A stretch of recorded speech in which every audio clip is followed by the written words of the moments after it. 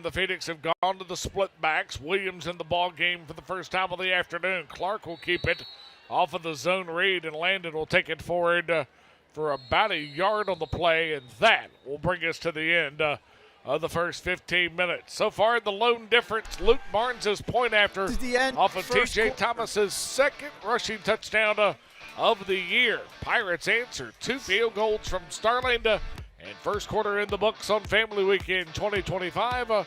Elon in front by 1.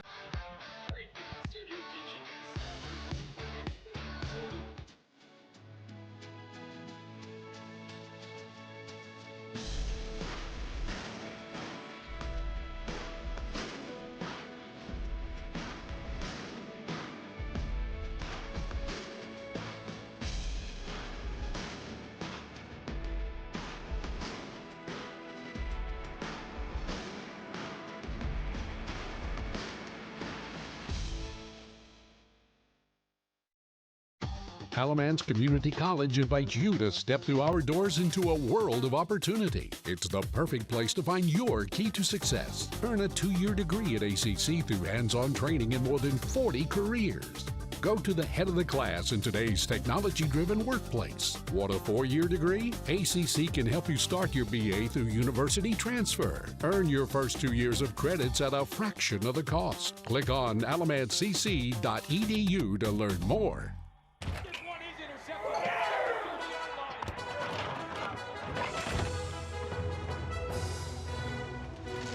Decorative towel. There was a mess. I wiped up a mess. Yeah, you... Where is the Never mind, I found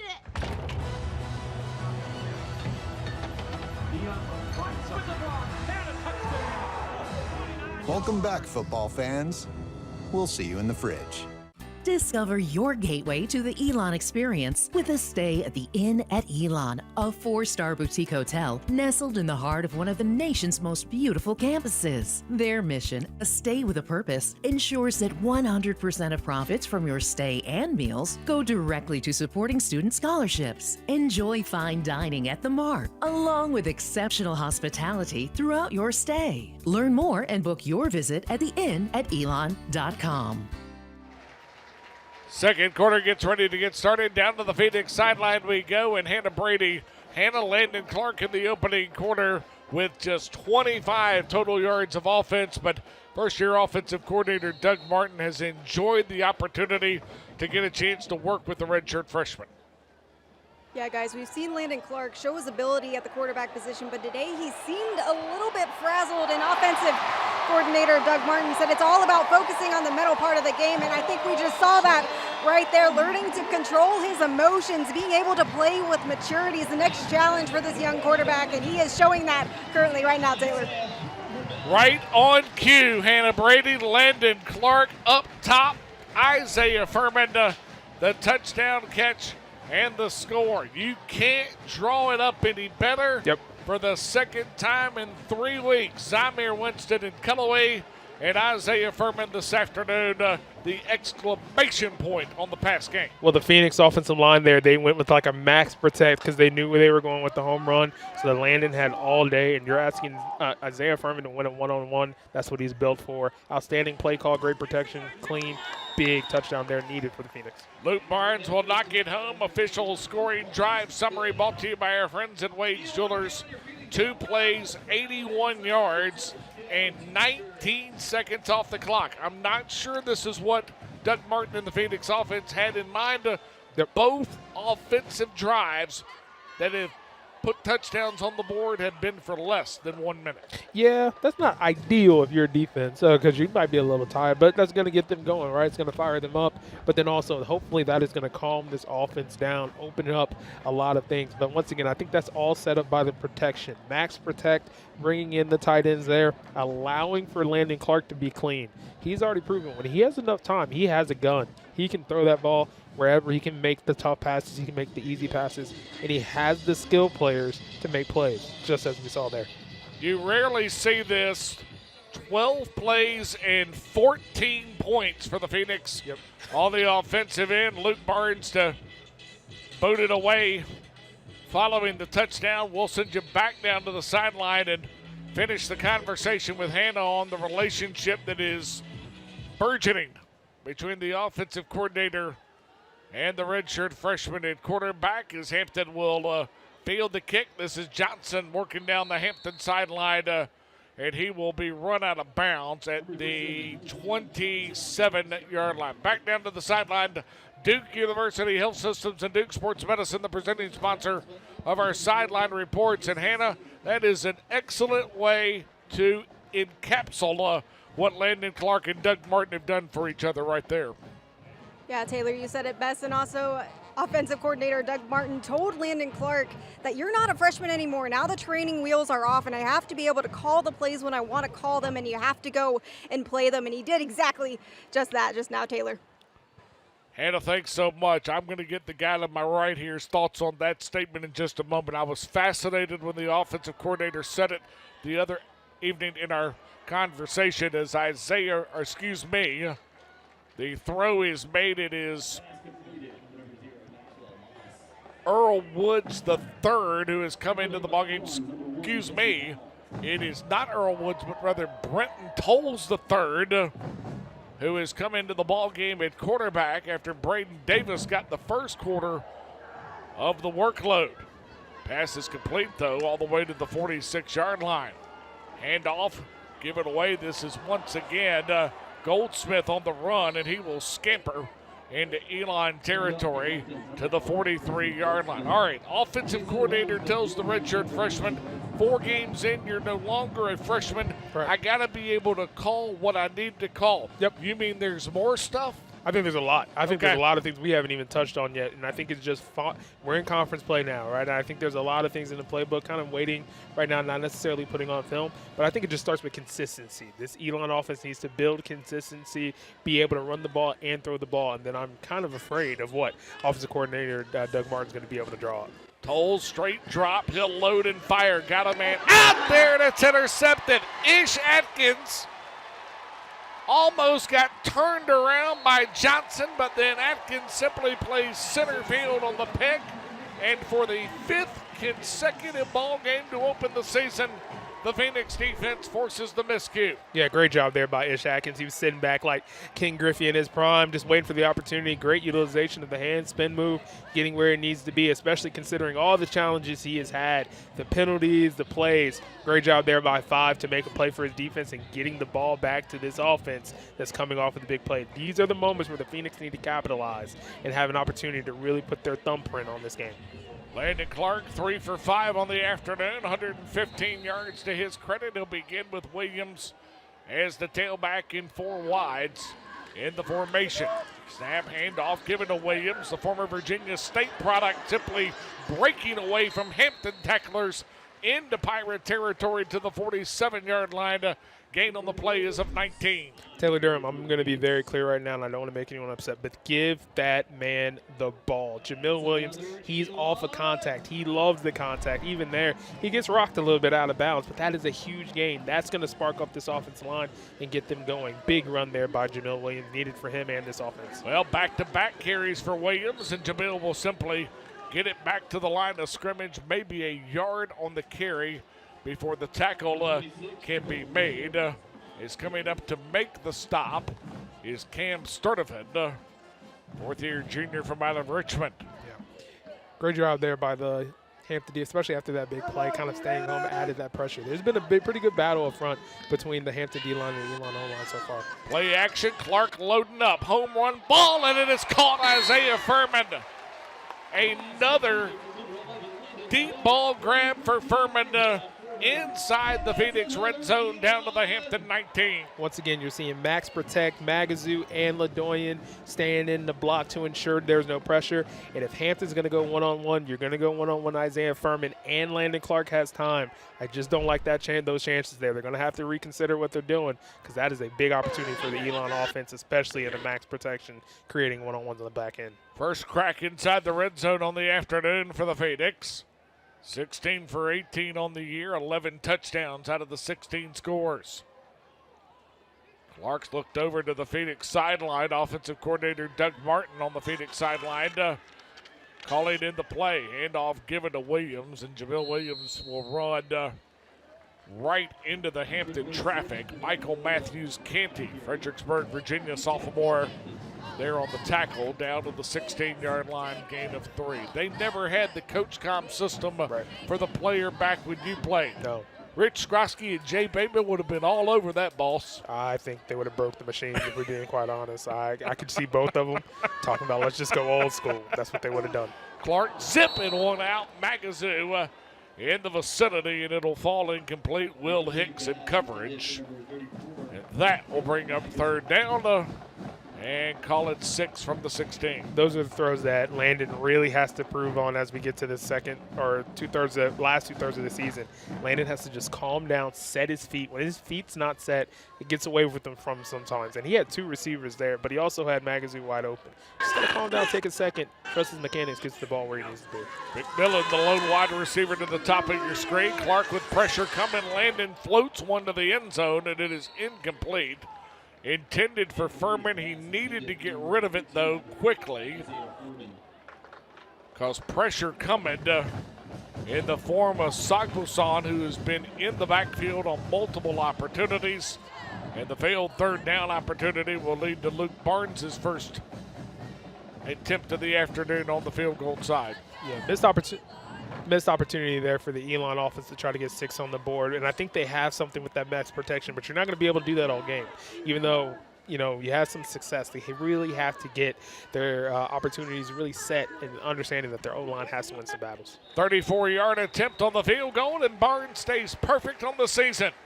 8 for 8 on the young year, and he moves the Phoenix lead to 11 on the afternoon. Phoenix back-to-back scoring drives here in the second quarter, and Elon leads 17-6. This is Family Weekend 2025 on a Sunsplash Saturday. This is Elon Football.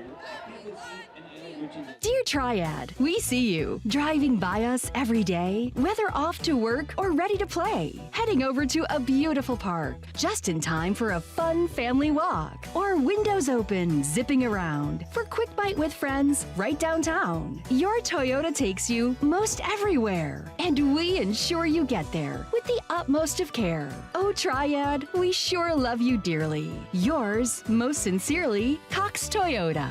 Before you buy, give Cox a try. Great medicine and world-class athletics come together at Duke. The Urbanic Sports Science Institute leads this collaboration in treating all sports-related issues from injuries to improving performance. We pride ourselves on offering the best clinical care for all athletes, all ages, and all skill levels. To learn more, visit dukehealth.org or call 919-813-6860.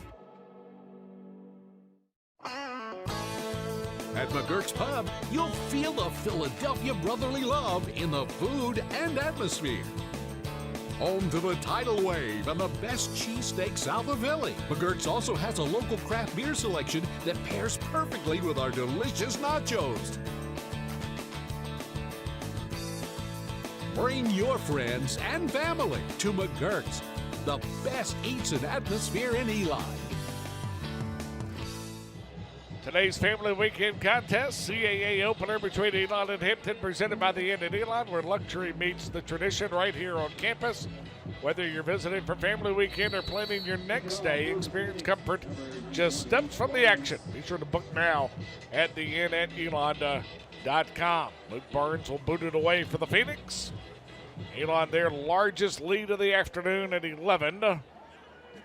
And Barnes will bang one into the middle of the end zone, and so Hampton will get it first down and 10 from their own 25-yard line. We were handed a 2-deep about Wednesday afternoon. I bring that up because it has been a liberal transition of the 2-deep document so far. Isaiah Freeman listed as the starting quarterback. He has yet to see the field. Braden Davis and Brenton Tolles III have been your quarterbacks of choice. Davis back out on the field after Tolles got the one series of work and threw the pick. He will work with Chavis, who was listed not on the 2-deep, but is running back number 3, as Davis will zip one out. Pass is caught, and coming up to make that catch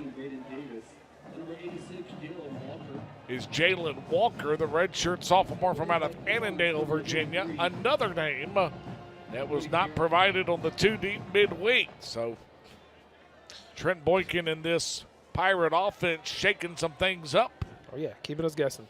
Came into the afternoon averaging just under 20 per ball game as Davis trying to zip one out into the flat. Intended receiver was Maxwell Moss and knocked away by the Phoenix defense, and that'll bring up second down and 10. I really liked what I've seen so far this afternoon from Paris Lowry. He's doing a good job. Doing a good job if he can't get there, getting his hand up, making plays in the backfield, along with Jake Loro kind of really shutting things down on the interior. You know, for as a senior, one of the leaders of this defense needs to play like him, and that's exactly what he's done so far today. Big second down here, and I think the Phoenix have to be prepared because Davis has got into a little groove. I was really surprised to see them take him out, but he's getting things going with the quick game. Davis fires one out. Pass is caught going to the bottom of the screen, and that's Ferguson to make the grab to the 50-yard line. That'll be enough for the first down. And Hampton moves it to the doorstep of Phoenix territory. Eric Jones comes up to make the tackle. I mean, from what we've seen from Braden Davis so far, you know, he's 6 for 9, 89 yards, not going for the home run. He's just kind of taking what the defense is giving, but he's doing a great job of putting the ball exactly where it needs to be and limiting the mistakes. That is what they've needed, and that's what he's done. Davis trying to avoid pressure and cannot. Another Food Lion feed sack to get back, and this one the speed limit. Jake Loro comes up with the sack, second of the afternoon. Loss of 3 on the play. Yeah, great job there by Jake, getting cut, but then bouncing up immediately in order to get to the quarterback. I think he did a rubbing the belly celebration. We'll leave that alone here this afternoon, but great play there by 55, bouncing back from a cut block and just getting there where he needs to be because Braden was looking to take off and try to get to the first down marker. But he did rub his belly, TD. I have several questions about that. We'll get back to later. Here's Davis out of the shotgun once again. Pressure coming. Kamari Brown had him wrapped up. Davis wiggles free and then zips one into the Elon sideline. My goodness, what must that be like?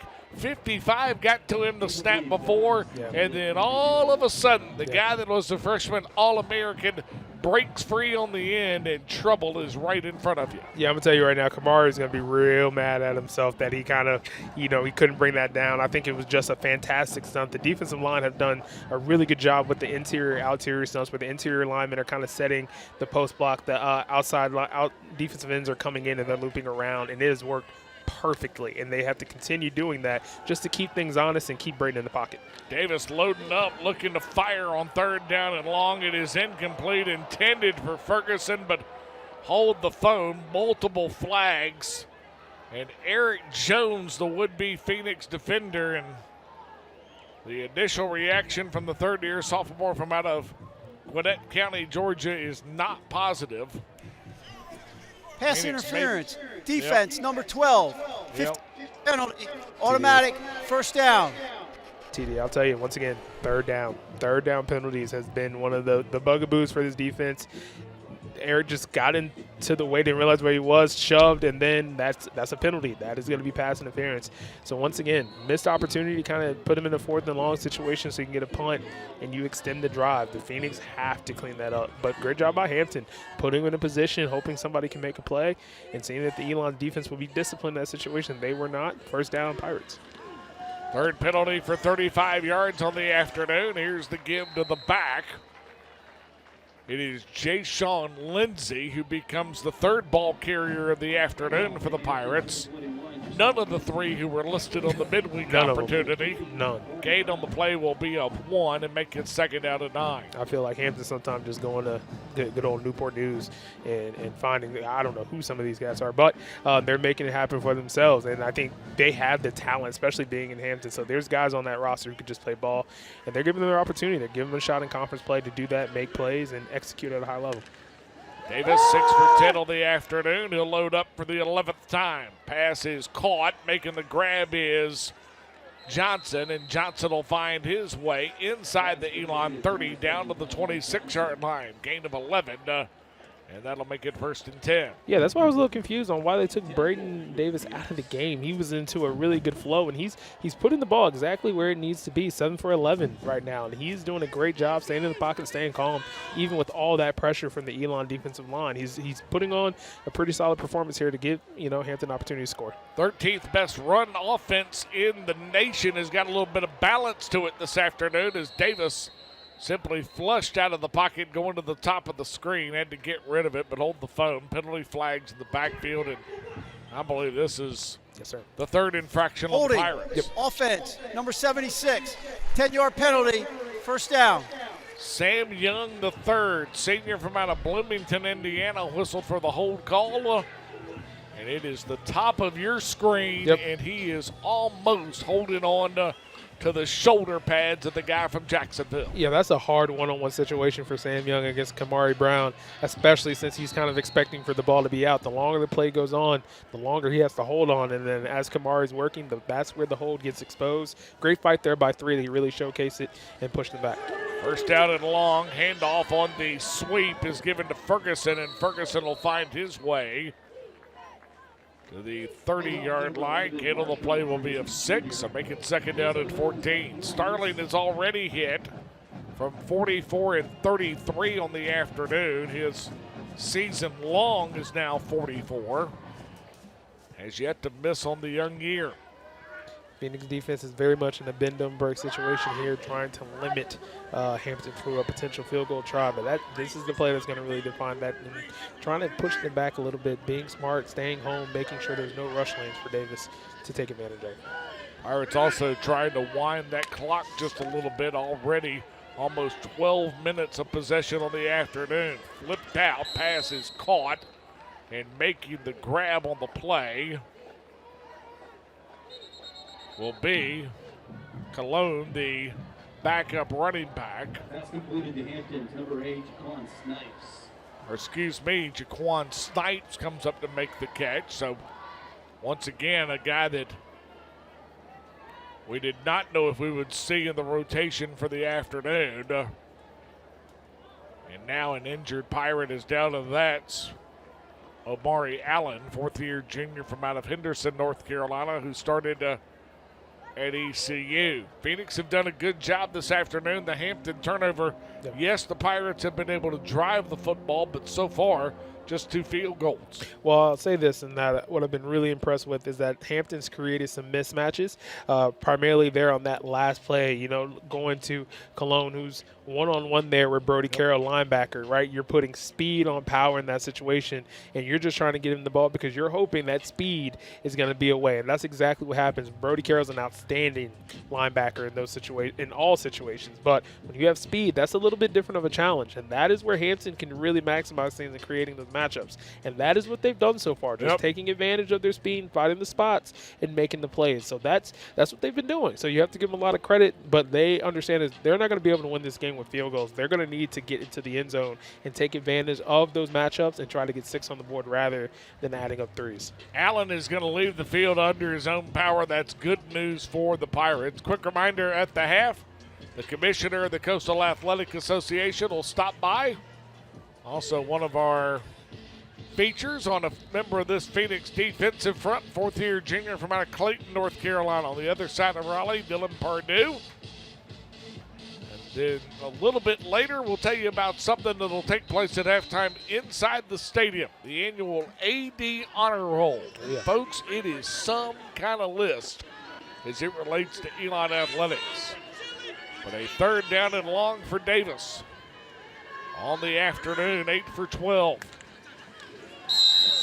And whistles on the snap, and Brody Carroll gets scot-free going right up the middle. Second team timeout, Hampton, 30 Trent seconds. Boykin was not pleased with what he saw. The 54-year-old native of Kent, Ohio, burns back-to-back timeouts, and so we'll keep it right here.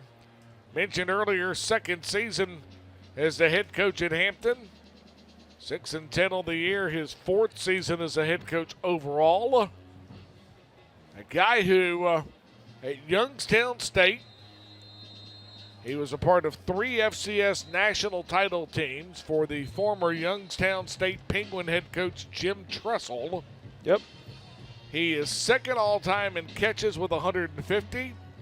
He is 7th in yardage all-time with 1950. You bring that up to tell you that a guy that's top 7 in those 2 categories and being the head coach of the 13th best run game in all of FCS, some of those numbers don't balance out sometimes. It doesn't, but he makes it work for himself, and that's part of that Penguin in him, bring that to a Pirate.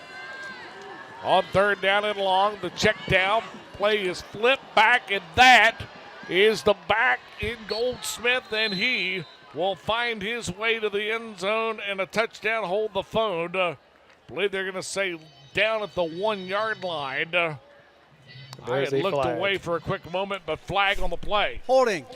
Offense. For 6. And penalty. 3rd down. And the hold has been called on Noah Cologne. As you look at the catch, Goldsmith spinning away, but Cologne simply right at the point of attack on the spin. Gets called for the hold, so they'll back him up off of the spot of the foul. And that's a Big Ten, yeah. Instead of it being right at the doorstep, it'll wind up being 3rd and a mile. Right. But I will say, Cologne on that hold saved the Phoenix because 3 arm tackles on that play. That's not good tackling at all. You can't reach with a player of that caliber. You got to bring your body, got to bring your hips, bring them down. Phoenix got lucky there in that call from a Cologne in the hold, but that was an outstanding run there to give themselves an opportunity. Davis loading up. He'll fire this one. Hits the ground. Did Atkins get the pick? Nope. They'll say incomplete. And it'll lead to a 4th down and long. And tremendous acting there. That was an outstanding. That was Oscar worthy, but yeah. Wait a second. Yeah, that skipped off the ground into his hands. But once again, that was very Oscar worthy. Outstanding replay there from our. The ruling on the field of an incomplete pass is under further review. I'm going to be honest. Once again, Elon Sport Vision coming through in the clutch with outstanding visions. That looked like it bounced off his right hand into his chest. Yes, it did. So if it cradled, I haven't seen anything that said it hit the ground yet. There's a. Yeah, but back it up real quick. All right, start there and go right to the play. Here we go. Great angle right here. Hand, chest, under, and then back to the hands. It hits the ground, and I'll use the term that you and I heard a couple of years ago when we started trying to decipher the replay. It hit the ground because the player hit the ground. Yeah. The ball did not hit the ground because the ball hit the ground. The ball hit the ground because it was cradled by the player, and the player hit the ground. Yep. All right. No. I'm with you. So if it goes hand, and by the way, give all the credit in the world. Ish does a great job getting the bottom hand underneath it. Fantastic. The bottom hand's the only reason that we're having the conversation. Absolutely, for sure. Because he gets the bottom hand under it, between the ball and the ground, and then the ball bounces up and then back into both hands. I'll just tell you, based off of the images, and once again, great job by the Elon Sport Vision team giving us a lot of cuts of this. I don't think there's enough here to overturn, especially where the ball is there, because based off of what I've seen in college football the last couple of years, if that ball is touching any part of the ground, even if he's cradling it, they're going to call incomplete. But then once again, they call on the field is that it was an incomplete pass. So you have to have definitive evidence that he caught the ball. And that is where that part right there is where it's going to be difficult. I don't think it's as clear as it needs to be in order for them to overturn this.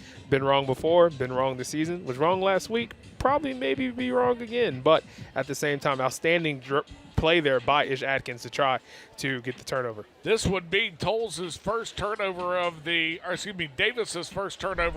afternoon. Tolles has the other interception to his credit. They're taking their time here, T. I think, I appreciate that they're going to take a look at this and make sure they get it right. I think a lot of good angles there, but I think they're looking to one definitive one in order to make the call. Well, ready to go. After further Mr. Winberg. The defender completed the catch, so we have an interception. First down on the 28-yard line. Not only the second pick for the Phoenix, but it's Ish Atkins' second pick of the afternoon. And the Phoenix, with 6+ minutes in the book, will get the opportunity to have had it.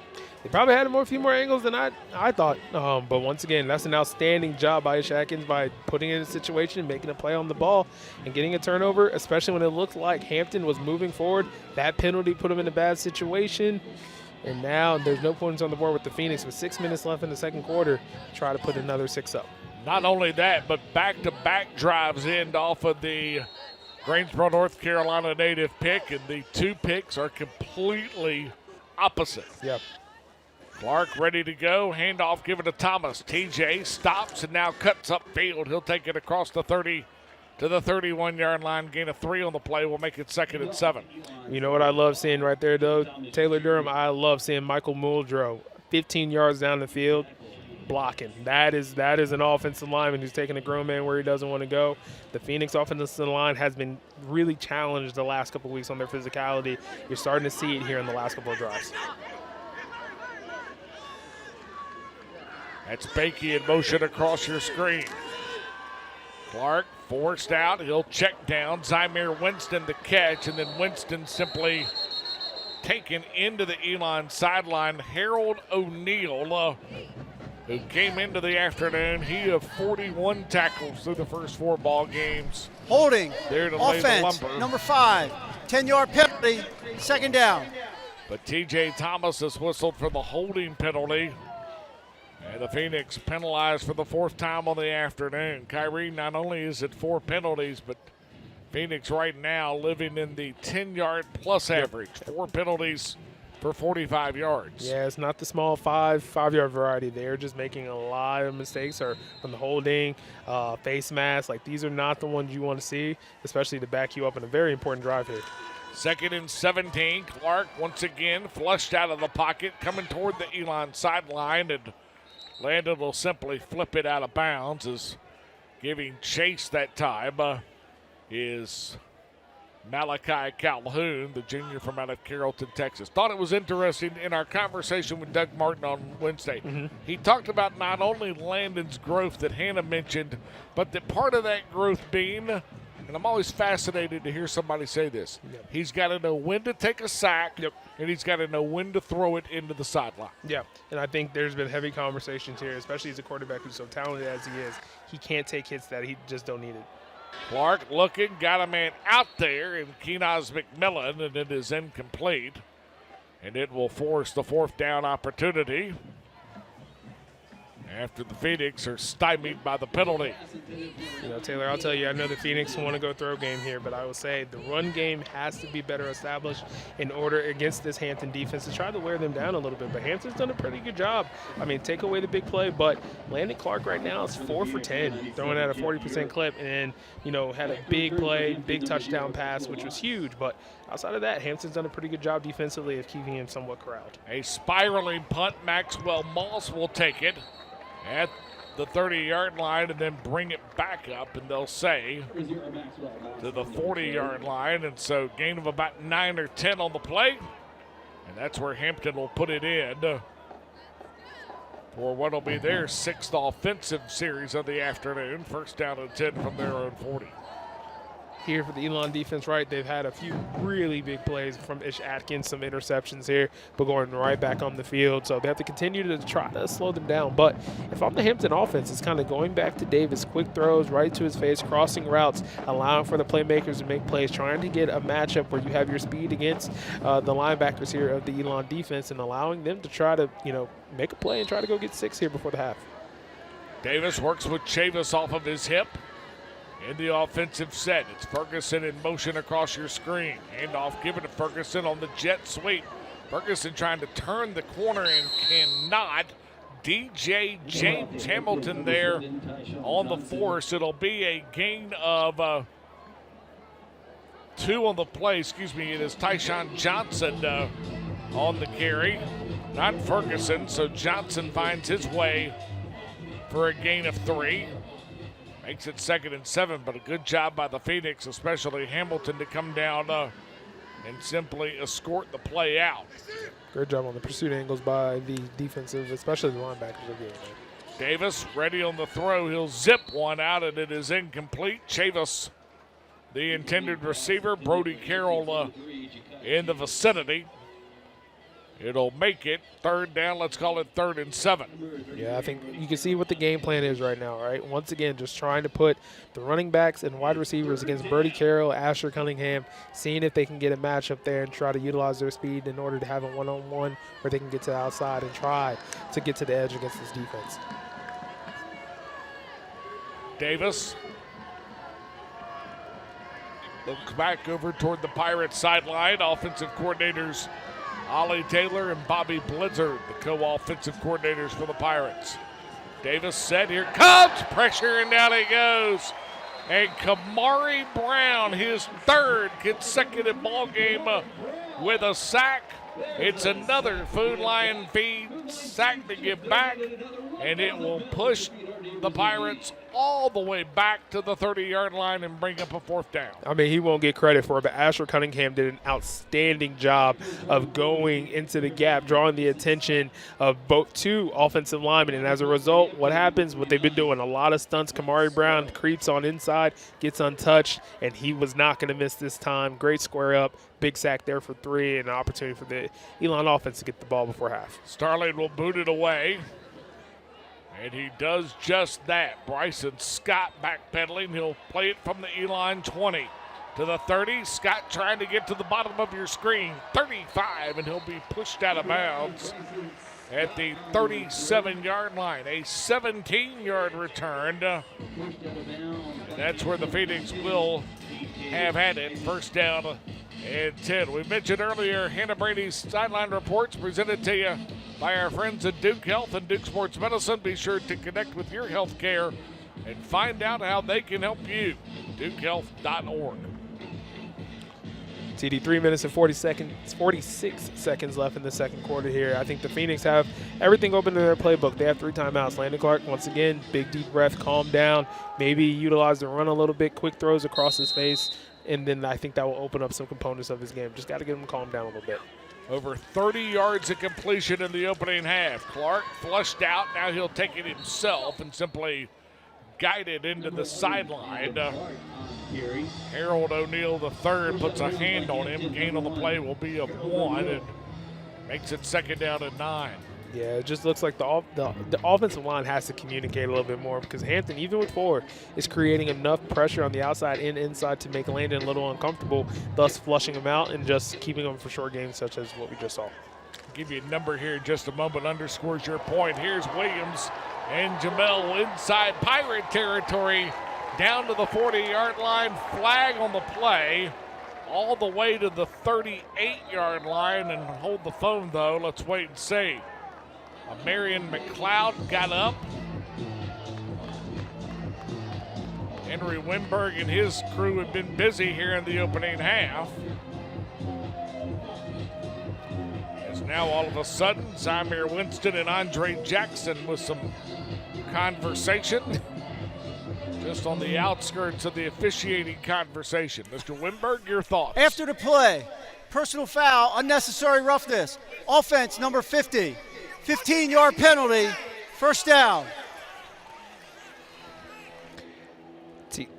Penalty has been whistled. They said number 50 on the offense. That would be Nicer Kelly, so it is not on 50. It's 59. The Michael number is 5'9". Michael Mordreau is whistled for the 15-yard penalty, so back the Phoenix up. All of a sudden they go from inside the Hampton 40 to working 1st and 10 off their own 47.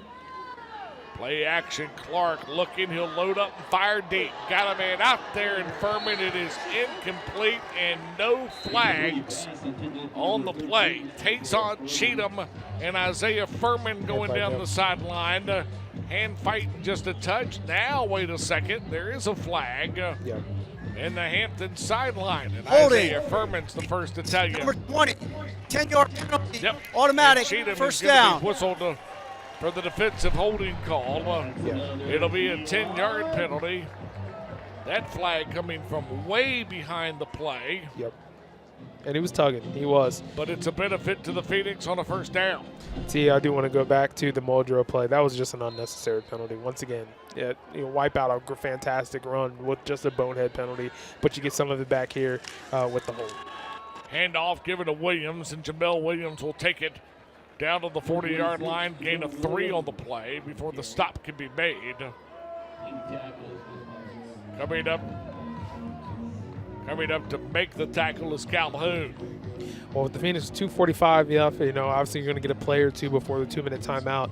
I think it's important to cash in on this drive, right? A missed opportunity there, but you're starting to get a few things going with the run with Williams, and then now you're going back with another penalty on the offensive line. Yep, let's wait and see who jumped. Hampton pointed at multiple Snap guys. infraction. Offense, number 69, 5-yard penalty, second down.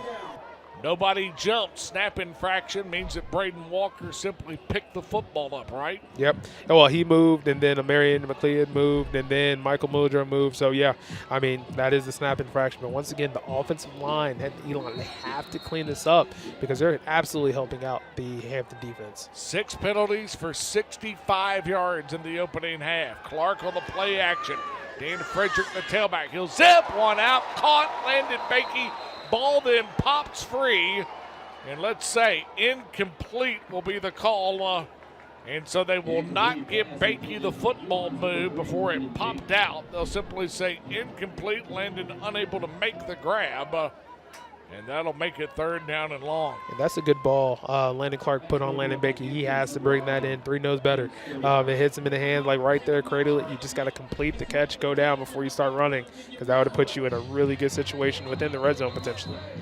Now all of a sudden, the ruling on the field of an incomplete pass is under further in the review. opening half. We'll head to the video replay system. Phoenix so far have been very fortunate on these reviews. Absolutely. Landon Clark's early miscue deemed an incomplete pass. And then Ish Atkins, after a great bit of work to put the hand under the football, simply finds his way to his 2nd pick. Yeah, I think, well. That's, Nope, I'm going to go back to your definition. I go back to your definitions. First and foremost, let's start with, and we'll tell you about the litany of folks that we have on the camera side and the video replay side. They have been awesome this afternoon. You are getting an inside look at what the gentlemen to our right now are looking at, and I'm going to ask the ESV folks to run it back just a touch. And the question I have on this is the Bakey catch, and then it felt like after Landon review, made not the one. ruling on the field is upheld. Incomplete pass. Wow. 3rd down. I knew it was coming. That's why I didn't say anything. I'm with you, though. I'm with you. I thought it was going to be And I'm not talking about the catch. I'm talking about step 1 and step 2 after the catch. 100%. I'm with you. That's why I didn't say anything. I'm already wrong once. Don't want to be wrong twice. 3 for 3. Phoenix are 3 for 3 on the afternoon. One so thing far. about growing up, you gotta own when you're incorrect. And you don't want to keep being incorrect. So I just don't know. I understand. We're just having fun at this point. 3rd down and long. Clark will load up and fire. Here comes the pressure. Landon got to get back to the line of scrimmage, and then he'll simply dive down. Harold O'Neal in the vicinity. Calhoun as well. They'll say got back to the line of scrimmage. May have lost about a half yard. So back to the Hampton 45, and the 2-minute timeout will arrive, and the Phoenix will have an opportunity to think things over. They may be just outside of the range of the former Grimsley Whirly, but we'll make that decision when we return. Back to Rhodes Stadium. Phoenix in front by double digits on Family Weekend. This is Elon Football.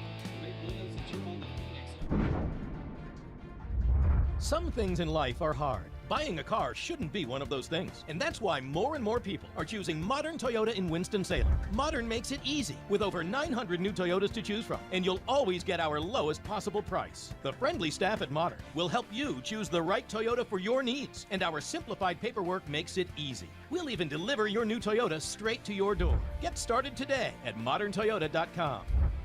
Experience the modern difference. We all have our own way of waking up. And if it works for you, keep doing it.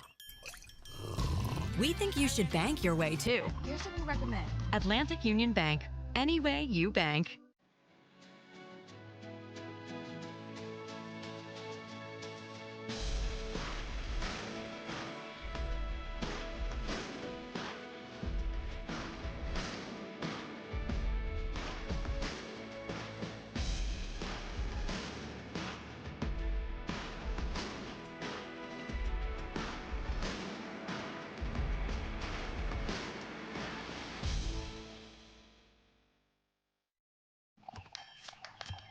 We all have our own way of waking up.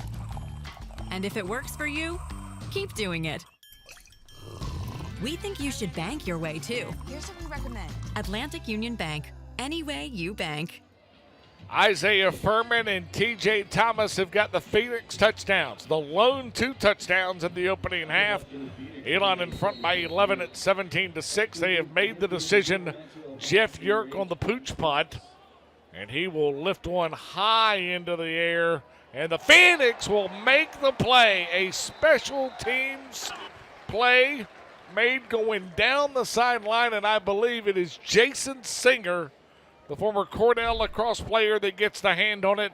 And Hampton, for the second time on the afternoon, will start it from their own 5-yard line. Kyrie? Yeah, that was very impressive there. I mean, not letting it bounce because it's probably going into the end zone for a touchback. So now, under 2 minutes, you have them pinned back a little bit. Yep. I can expect the Phoenix here to apply a little bit of pressure, force the Pirates into a mistake, and try to give your offense one more opportunity with the ball, especially with the leg of Luke Barnes. Anything would be possible here to try to get at least a three-point try on the board. Davis continuing to work. He'll work in the backfield with Chavis for the Pirates. Nope. And false start, I believe. Sam Young's name gets called for a second time. Offense, number 76. Yep. Penalties half the distance. First down. The veteran of this group up front, the lone senior, is 76. And he's been saddled with both of the false start penalties. Half the distance, so let's call it the 2.5-yard line for government work. Yep.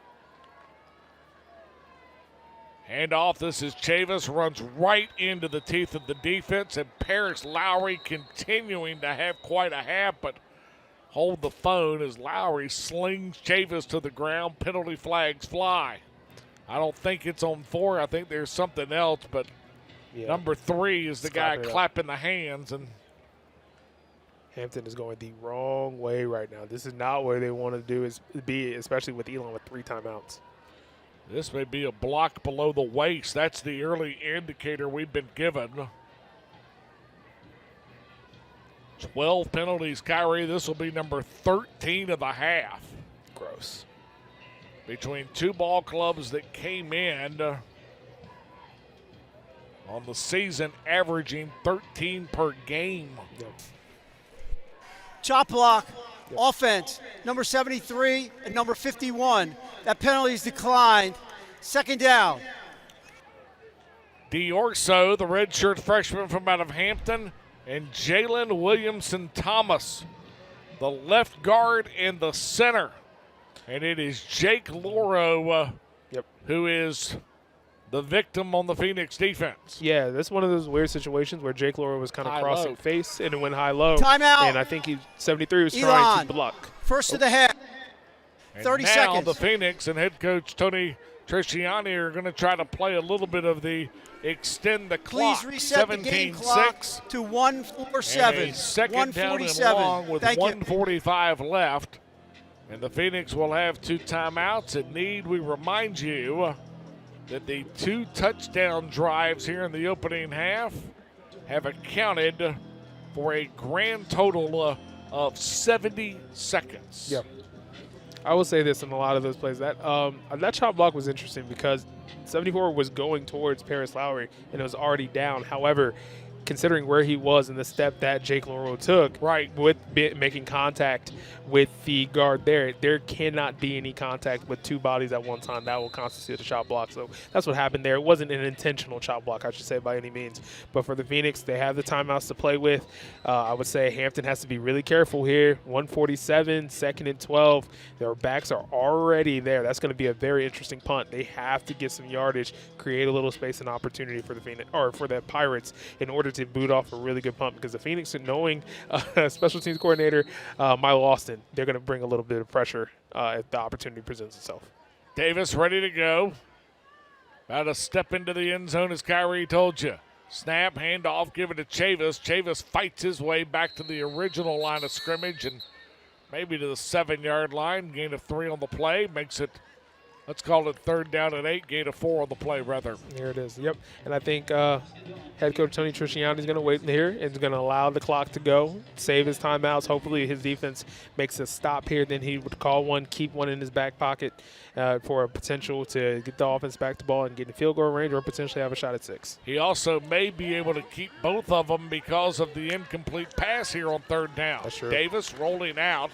He will fire one headed for the sideline, and the catch is made. Tyshawn Johnson comes away to make the catch at the 28-yard line, a gain of 20 on the play. Or excuse me, 19 on the play. They'll spot it at the 27. And now the Pirates can try to get some late points on the scoreboard, but certainly also have it for the final time of the half on the offensive end. Is Davis, the former Syracuse Orange, takes it to the 30-yard line before he is upended. Gain of 3 on the play. Hampton may be trying to go 2 for 1 here. Remember, the Pirates will get it to begin the second half. I think I've been really impressed with Davis and how he's played so far. Outside of that one interception, that was just a great play by Atkins. But Ferguson and Johnson, they're having a day so far. Both are just a shade under 50 yards, 3 catches apiece. They're going to need them as they go forward. Zipped out into the flat, and it is Goldsmith once again that makes the grab. He is pulled in at the 33-yard line. Gain of 3 will make it 3rd down and Hampton. 4. 30 seconds. And Hampton will take the timeout. And so with 31 seconds left before the halftime break, we remind you, Hannah Brady and the head coach, as Elon will head to the locker room, and then busy halftime report to get to. Dylan Pardue is inactive this afternoon, but we'll show you a feature as Dylan talks not only about the journey since entering the program for the Phoenix, from a walk-on to a guy that has been a veteran and productive member of this defensive front, but also his plans for life after Elon for the 4th-year junior and the guy from Clayton, North Carolina. And then the guy to our right who's standing up, the commissioner of the league. And Joey D'Antonio will stop by as conference action Please set the game swing. clock Phoenix to will 36. be in the Baltimore Metro next weekend for a date with Towson, then back here for homecoming before hitting the road for Williamsburg in Maine in October. And we'll see 4 different kicks to the credit. Yeah, just a quick bit on Dylan Pardue. I mean, definition of a student athlete through and through. Outstanding young man on the field, but an even better young man off the field. Scholar, research, does it all, checks all the boxes. But from a former walk-on athlete, his story is unique, but it also showcases hard work pays off. 3rd down and 4. Handoff is given to Chavis. Chavis looking for a little bit of room. He'll find it enough to get the 1st down. And then trying to stay in bounds. Things getting a little bit chippy on the back end of the play. But it's enough to move the sticks across the way. And another 1st and 10. I'll tell you, that was the longest developing play I've ever seen of getting to the sideline. But he got there, extended the sticks. Still an opportunity, 20 seconds left. Yep, and Davis will spike the football to bring up 2nd down and 10. Now, one thing for the Pirates so far today is that they haven't necessarily went downfield for the home run ball very often. They haven't had the opportunity to. But with 20 seconds left and 1 timeout, they're going to have to test the middle of this field against the Elon defense and try to give themselves an opportunity to at least get a 10 for 3 on the board.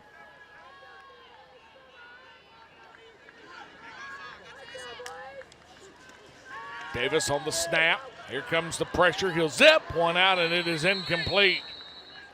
Jesse Powell in the neighborhood that time. Maxwell Moss, the intended receiver, the former James Madison Duke, and that'll bring up 3rd down and long.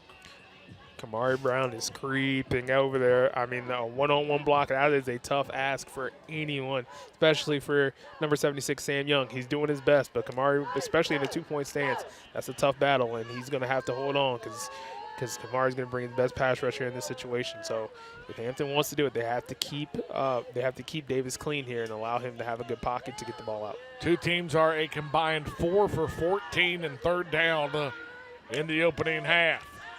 Davis, straight drop, pocket holds. Davis will load up and fire. Got a man out there, and it is incomplete. Intended for Johnson, the guy who's been picked on at times, but he's also been rewarded at other times. Knocks it away. Another pass breakup to go with the 2 picks. Now, I'll tell you right now that there was an opportunity, had a step on Ish Atkins, but when you throw a ball like a jump ball like that, that's where Ish Atkins utilizes his length. He's a long individual. Get his hands up and make a play. And look at what the Phoenix are going to do on the punt return. Bryson Scott out, and with 3 seconds left in the half, T.J. Thomas back deep. Yeah, I would just say, don't think you should kick to him, especially with 8 seconds left. I am kicking that ball out of bounds because all 5 needs is a little bit of a crease, and then you can be looking at his back as he goes. And yeah, I think they realize that. Delay of game, offense, 5-yard penalty, 4th down. They will back up 5 yards, and then Starling will have a go. It will be his 3rd punt of the afternoon, 45.5 yards on his first 2. And it looks like the Phoenix are bringing the house in order to try to get a block in this situation. Starling waits. And now the boot, spiraling kick. TJ will have a go from inside the 30. Finds a little bit of a seam, but cannot break the final tackle or 2. He'll be upended at the 43, and that will end us to the end of the first half as the Phoenix get touchdowns from T.J. Thomas and Isaiah Furman in 2 drives that total a grand total of 70 seconds. Luke Barnes adds the field goal, and Elon finds themselves in front by the 17-6 count. We wait on Hannah Brady to spend a few moments with the head coach, and it appears Hannah is ready with the 7th-year man from out of Manchester. Hannah? Stepo. Yeah, I'm proud of our defense right now. We're playing 1 snap at a time. You know, wish we could have pinned them back there. That would have been big to get an extra possession. But we're doing a good job. We got to keep them in front. We got to stop the run. We got to keep them in front of us. Can't give up the big play. Offensively, what do you want to see more of? Well, we need to do a better job from a protection standpoint. We've cracked some runs. So if we can continue to crack some runs, it's going to make it a whole lot easier to protect. Thanks for the time, Coach. You're welcome. Thanks. Taylor. Hannah, thanks so much. Phoenix head to the break, up double figures, 17-6. Feature on Dylan Pardue begins our halftime report, and then a little bit later, the commissioner of the CAA stops by for our annual visit. Halftime report is next. Phoenix in front, 17-6. Family Weekend 2025 off to a rousing beginning. This is Elon Football on My 48 and Elon Sports Vision.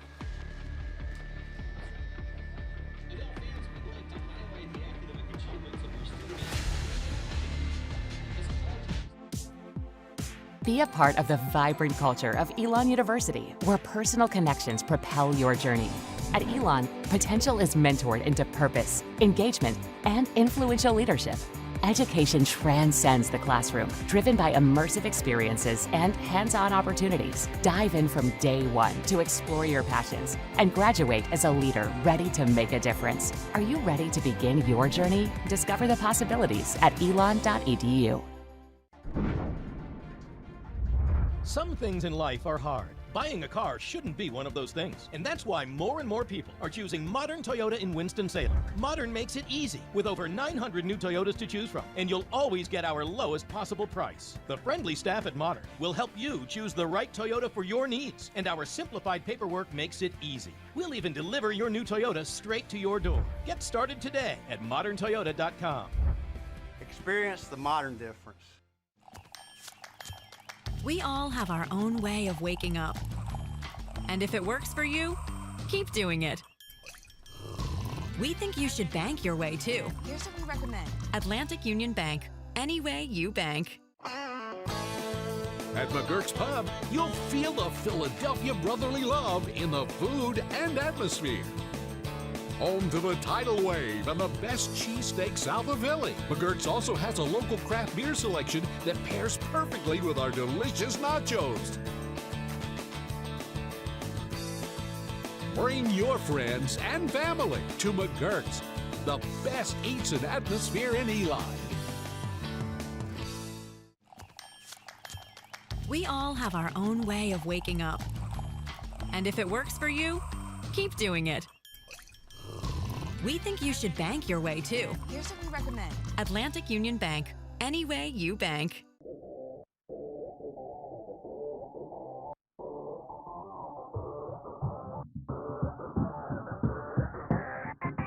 My first memory of playing football was walking back from a Pee Wee game in the parking lot. I don't remember anything about the game. None of what happened, none of what I played. I just remember being with my granddad because he was always the one who really inspired me to play football because he played football here back when they were winning championships. How if I got this opportunity, how important it would be to stick it out. I specifically remember not getting very much Division I attention, and so for me, when I thought about how to continue my career after high school, I knew pretty much from the get-go that I was going to be a walk-on in some capacity. So I didn't expect to be, some star FBS player or FCS player, even for that matter. Duke came and saw me one time, and then that staff got fired that Sunday. And then Elon talked to me and went on a visit, and they offered, I think it was 6 or 7 guys on the visit with me. They offered us all a roster spot, and I was like, well, this is where I want to be, more or less. As a football player, obviously I came in, I was on scout team, which I remember my coach told me, and he had he was really trying to console me. And for me to be on the scout team, I was like, that's all I can ask for, really. Just to be able to go against the starters, I felt like was more valuable than anything I could have gotten at the time. And then again, my sophomore year, and that's really when I felt like I blossomed as a player, even though I still didn't play at all. But that's when I had time to grow as a player, look at myself and see what kind of player I wanted to be, and then put that into action against, again, the starters my sophomore year. It gave me an opportunity to practice moves I wouldn't have done against, if I was actually the starter, there's no way I'm doing these moves against the scout team, because in a game there's no way I can do them. But when I'm going against the starters, I have that freedom to try moves that I never would have tried. If you would have told me 3 or 4 years ago that I would have had a sack against Duke, I would have told you you're lying. You get objective evidence that you've developed at something and gotten better at it, knowing that in my heart I've accomplished something that no one can take away from me for the rest of my life. I was getting into lifting around 9th grade, and I was watching YouTube videos, and you watch the YouTube video and you get the recommended videos, and then I came across this pair of doctors that lifted, and I just took an interest in what they preached. It was always about being evidence-based, and so this pair of doctors, they were obviously really successful, and they were jacked. And I was like, well, I want to be jacked too one day, and being a doctor is a sick role to have. And just as I slowly learned more and more about the profession, I felt like it was my calling. I think I would want to specialize in sports medicine just because I obviously have that athletic background. And I've got a little sister that's an athlete, and she's talking about her aches and the cracks and stuff like that. And so for me to hear her experience, and it's I want to fill a void in the sports medicine world about really listening to athletes and making sure that what they're experiencing is heard. Everyone's a little different. Everyone feels pain differently. Everyone experiences their sport differently. What I'm looking for when I'm going to see a sports medicine doctor is I want to feel heard, because I'm not going there because I'm healthy and I'm perfectly fine. I'm going there because I'm experiencing, some pain, some aches, and I want my experience to be heard. And I feel like to understand that helps me in the future provide the experience that I'm looking for and that I think other athletes are looking for. If I had to say some words of wisdom, I guess, for a 21-year-old to an 18-year-old. I just say you might not always know what's behind the next door. You know, as long as you just have faith and you continue just to know, again, like my granddad said, like, as long as you stick with it, you're never going to be ashamed of what you get out of it. As long as you don't know what's behind the door and you just keep pushing towards the door, you're always going to be satisfied with what's behind the door.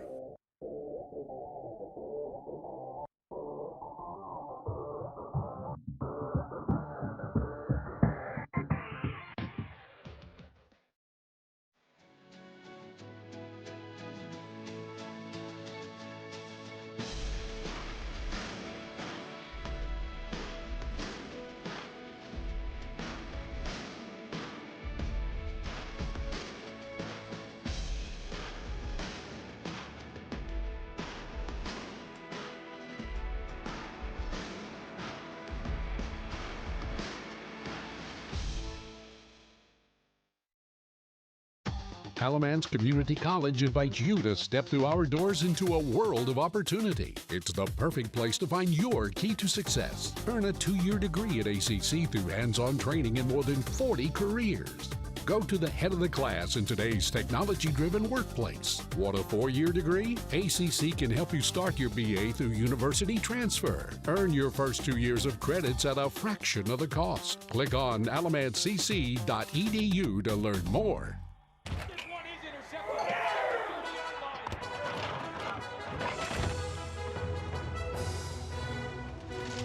Decorative towel. There was a mess. I wiped up a mess. Yeah, you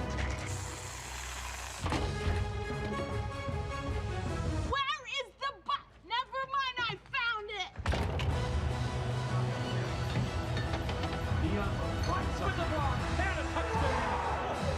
it. Welcome back, football fans.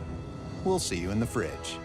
Discover your gateway to the Elon experience with a stay at the Inn at Elon, a 4-star boutique hotel nestled in the heart of one of the nation's most beautiful campuses. Their mission, a stay with a purpose, ensures that 100% of profits from your stay and meals go directly to supporting student scholarships. Enjoy fine dining at the Mark, along with exceptional hospitality throughout your stay. Learn more and book your visit at theinnatelon.com.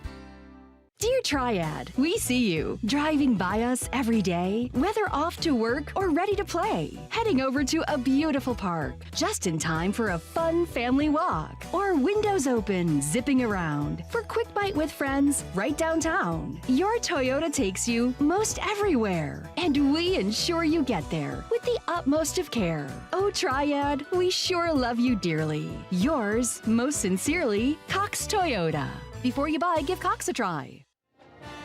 Halftime from Rhodes Stadium, Elon in front 17-6. The Fire of the Carolinas under the direction of Jonathan Poquette performing at the break as we quickly take you through the final Saturday in September, and for most, the unofficial start to the journey in CAA regular season play, including both of the early games. Towson in front of Bryant 23-18, 7 minutes left to play in the fourth. Phoenix will be in the Baltimore Metro next Saturday. New Hampshire's jumped out to a 7-0 advantage and kept it rolling from that point, 24-6 over Albany. Other ball games in progress. The Catamounts lead the Camels 7-0 in Bowie's Creek. Maine's jumped out to the early 7-0 lead at home against the Aggies.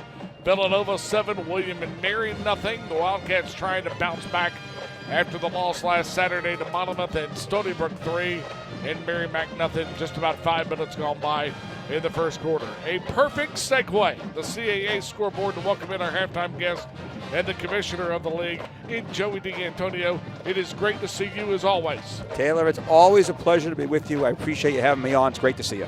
End of September, the unofficial start to league play. Multiple ball clubs ranked. This is a league that has had multiple teams in the postseason for several years. Welcome to the most energetic start to the schedule. Appreciate you saying that. It's going to be a very interesting year to see who's standing at the end. There's no question. I do think we're going to see a couple teams emerge that'll be towards the top. It seems as though we do have some programs that are starting to emerge based on some of the non-conference results. We'll see. I'm very curious to see Rhode Island tonight, FBS game. That's one that they could get. We already have one FBS win this year with Bryant taking down UMass. So it's been a really good start to the season so far. The Rams, who are the preseason league favorite on the road in Western Michigan this same date. You're here not only for family weekend, you're here not only for the league opener, but you're also here on the afternoon that the AD Honor Roll is recognized. 250 student athletes during the halftime introduced, and it's from a program that had 3 CAA student athletes of the year last year. That's an important aspect to the overall journey, right? It's more than important. It's probably at the top of the list. I mean, one of the things we talk about all the time is you want to be able to understand the opportunity that you have as a student athlete at any one of our institutions. Okay. And that starts with, whenever I have a chance to talk to teams, that starts with the opportunity to be at a tremendous academic school, no matter which one we have in the conference, and be able to get your degree. Because bottom line is, while just take the men that are playing in this game today, they probably all have aspirations. They'd like to play professional football at some point. Right. And if that's their dream, we all hope it comes true. Right. But there has to be something to fall back on. And when you can establish yourself and start to lay the foundation for hopefully what is going to be your ability to achieve success and achieve your goals and dreams in life, it starts with getting your degree. And when you can attend a school like Elon, put that degree in your pocket, you're well on your way. Way too short of a visit. I hope we can do it during basketball season. I look forward to it. That's the commissioner of the CAA, in Joey D'Antonio. We're back. Kyrie Walker rejoins me. Highlights and stats come your way next. This is Elon Football on My 48 and Elon Sports Vision.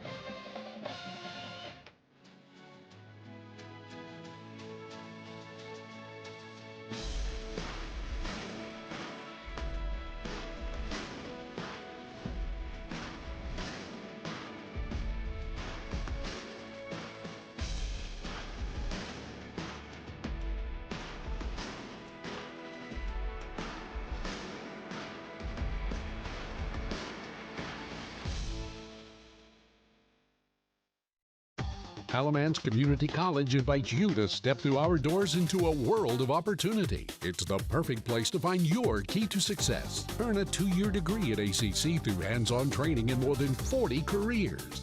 Go to the head of the class in today's technology-driven workplace. Want a 4-year degree? ACC can help you start your BA through university transfer. Earn your first 2 years of credits at a fraction of the cost. Click on alamancecc.edu to learn more.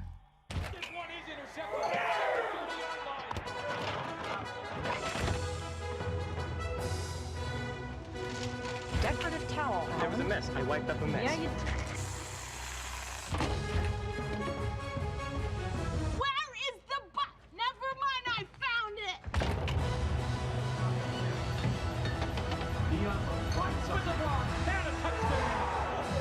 it. Welcome back, football fans. We'll see you in the fridge. Discover your gateway to the Elon experience with a stay at the Inn at Elon, a 4-star boutique hotel nestled in the heart of one of the nation's most beautiful campuses. Their mission, a stay with a purpose, ensures that 100% of profits from your stay and meals go directly to supporting student scholarships. Enjoy fine dining at the Mark, along with exceptional hospitality throughout your stay. Learn more and book your visit at theinnatelon.com. Dear Triad, we see you driving by us every day, whether off to work or ready to play, heading over to a beautiful park, just in time for a fun family walk, or windows open, zipping around for quick bite with friends right downtown. Your Toyota takes you most everywhere, and we ensure you get there with the utmost of care. Oh, Triad, we sure love you dearly. Yours, most sincerely, Cox Toyota. Before you buy, give Cox a try. 24 to 36 hours ago, this is the last thing we thought we'd see. Sunshine and blue skies and a little bit of cloud work on family weekend as Elon opens CAA play this afternoon by welcoming in the Hampton Pirates with Kyrie Walker. I'm Taylor Durham. Once again, our thanks to the commissioner of the CAA for stopping by to spend a little bit of time. Phoenix in front. Let's show you how he got there off of the first half highlights. And the Phoenix get out early. TJ Thomas back-to-back touches of about 23 per snap, including the 23-yard run. Here's touch one, though, to begin things as he breaks free, and then Kyrie gone right when he hit the hole. Yep, outstanding job there by the offensive line, just providing a crease. Number 5 doesn't need much, provided that already the juice from the last play. Touchdown, Elon. T.J. Thomas, 53 total yards in the opening half. Hampton, though, would try to get back in it. A long completion over the top of Ish Atkins. More on that in just a moment. It would lead to a Starling field goal. The Pirates would start to get to Landon Clark, and all of a sudden it felt a little bit at times like Hampton wanted to get this ball game back to where it was last October, when it was a physical challenge for both ball clubs. I mean, I think Hampton has done a fantastic job in moments, right? I think they just haven't capitalized offensively. They have 4 tackles for a loss and a sack so far in the first half. They are interrupting the flow of this Elon offense, but they just haven't been able to capitalize on offense yet. But the Elon offense, I think the run game started to get established there. They're going to need that as they go forward. That is a big part of what they want to do. And when they can run the ball and they can open up everything on their offensive end, that makes them dynamic but also super dangerous. Isaiah Furman on the long touchdown catch, and then here's the first of 2 interceptions for Ish Atkins. The second one needed a video replay review with regards to potentially making the grab and keeping it off of the ground, but also give credit. Phoenix defensively on the sack side have been fantastic. They've been credited for 2, but they forced the Pirates to go 11 for 21 with the 2 picks. I've been very impressed by the defensive line so far, especially starting with the interior, the 2 seniors. You got Paris Sauer, you got Jake Loro, and I think the one thing I have loved as a big boy, you love a stunt, and that's making things happen. Like, you're using your interior lineman to go north to open up a gap in order for your defensive lineman or defensive ends to come in. They have done that several times to perfection.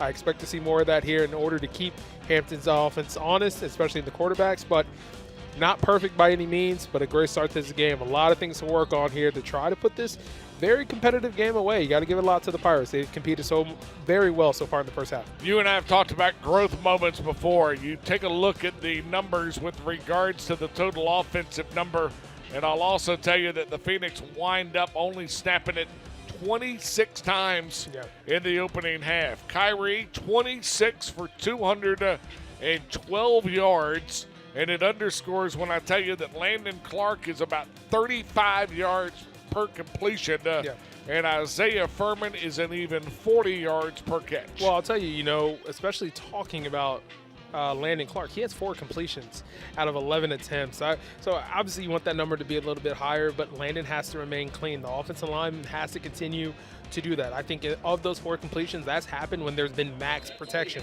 So that's something the Phoenix have been able to do and do well, but they have to be able to not go max and keep him clean. So he has to stay calm, cool, collected. But the Phoenix also, they have to start playing clean football. A lot of really silly penalties on third down, both offense and defense, extending drives for Hampton, but also ending drives for the Phoenix.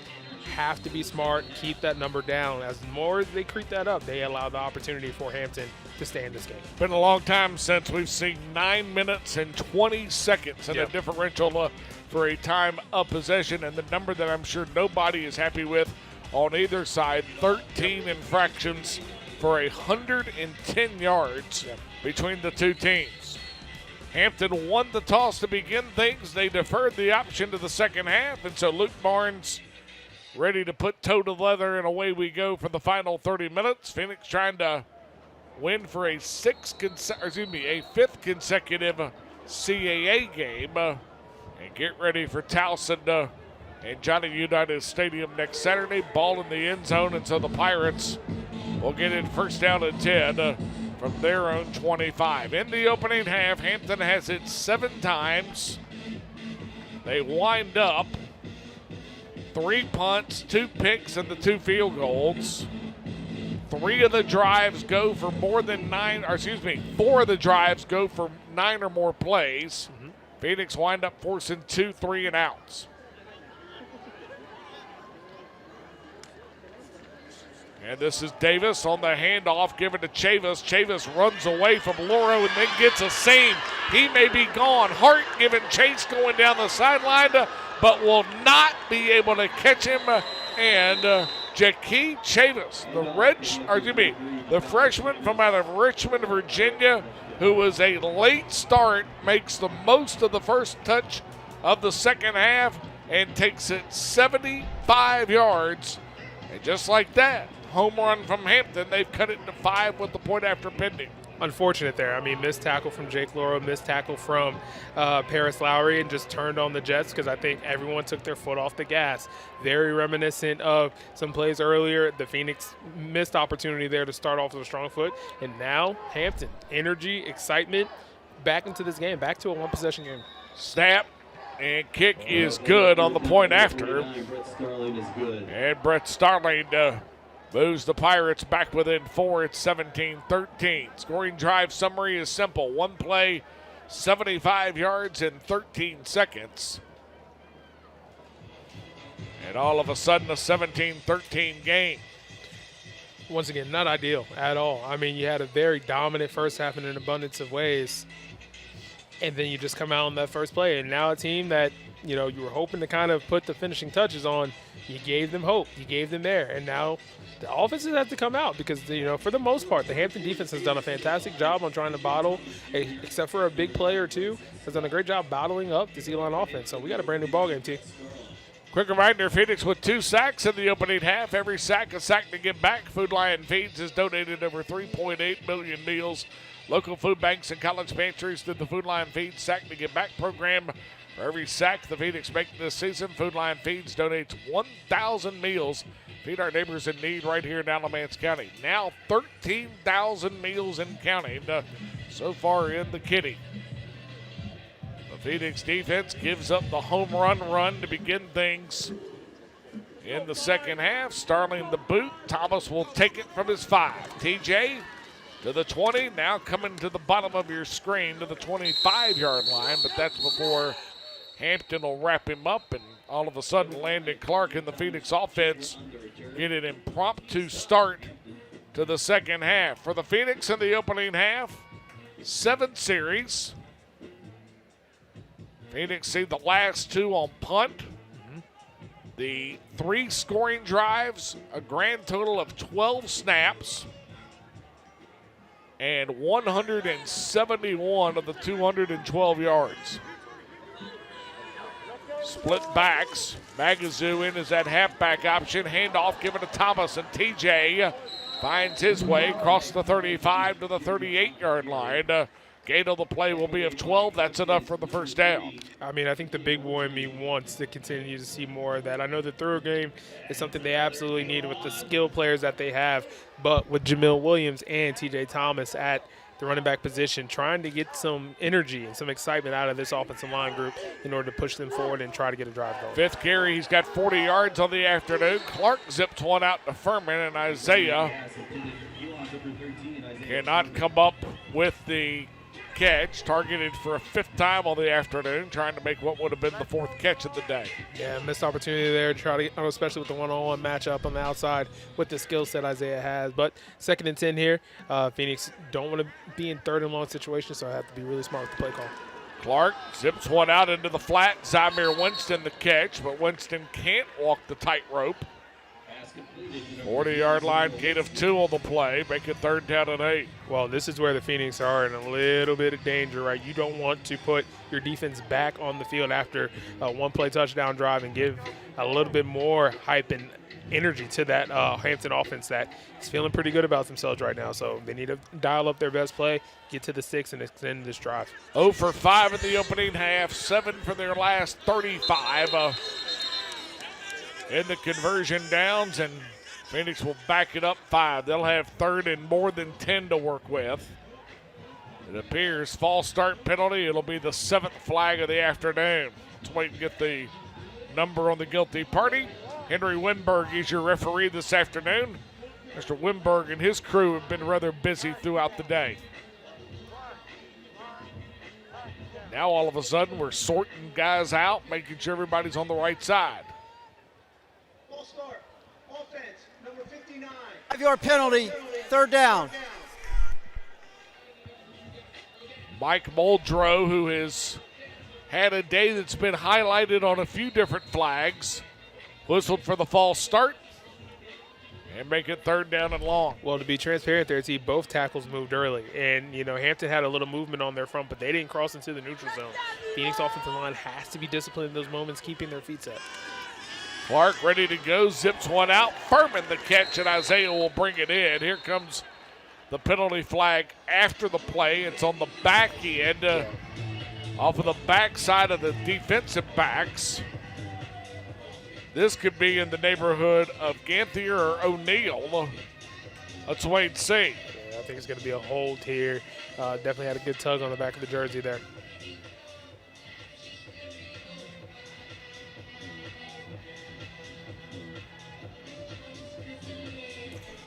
Pass interference. Defense, number 1. That penalty is declined. 4th down. Decline? Oh, I'm sorry. Now all of a sudden, Henry Wimberg quickly Penalty gives will be the a stop stop sign. foul with an automatic 1st down. I was going to have a lot of questions there for Coach Trisciani. Well, the best part of it, and if we go back and look at the replay, you can look at O'Neal. O'Neal was not the guy in coverage. Yeah, he was not. The guy in coverage is Ganthier. Yeah. O'Neal comes over late. Yeah. I think O'Neal may have been. Unfortunate call for him. Yeah. Yeah. So the offer on 1st down is whipped out following the penalty, and that is T.J. Thomas on the catch. Forward progress is going to be a gain of 1. And that'll make it 2nd and 9. So O'Neal gets called for an infraction that he probably wasn't the guilty party for. Yep. And then somehow, some way, the term "they're going to decline it" comes up.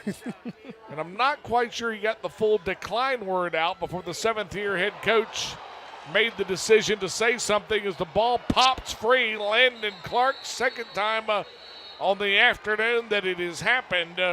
And the loose ball will be rewarded to the Pirates. As Clark, who had the opening drive, continue after it was ruled an incomplete. I do not believe this one's going to be changed, and indeed it is not. First turnover of the afternoon for the Phoenix on the offensive end, and Hampton a chance to grab their first lead of the afternoon as we head to break. Elon 17, Hampton 13. This is Elon Football from My48 Elon Sports Vision. Alamance Community College invites you to step through our doors into a world of opportunity. It's the perfect place to find your key to success. Earn a 2-year degree at ACC through hands-on training in more than 40 careers. Go to the head of the class in today's technology-driven workplace. Want a 4-year degree? ACC can help you start your BA through university transfer. Earn your first 2 years of credits at a fraction of the cost. Click on alamancecc.edu to learn more.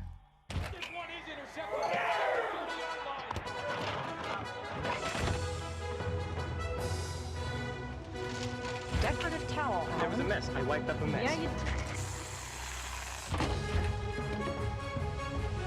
Where is the bus? Never mind, I found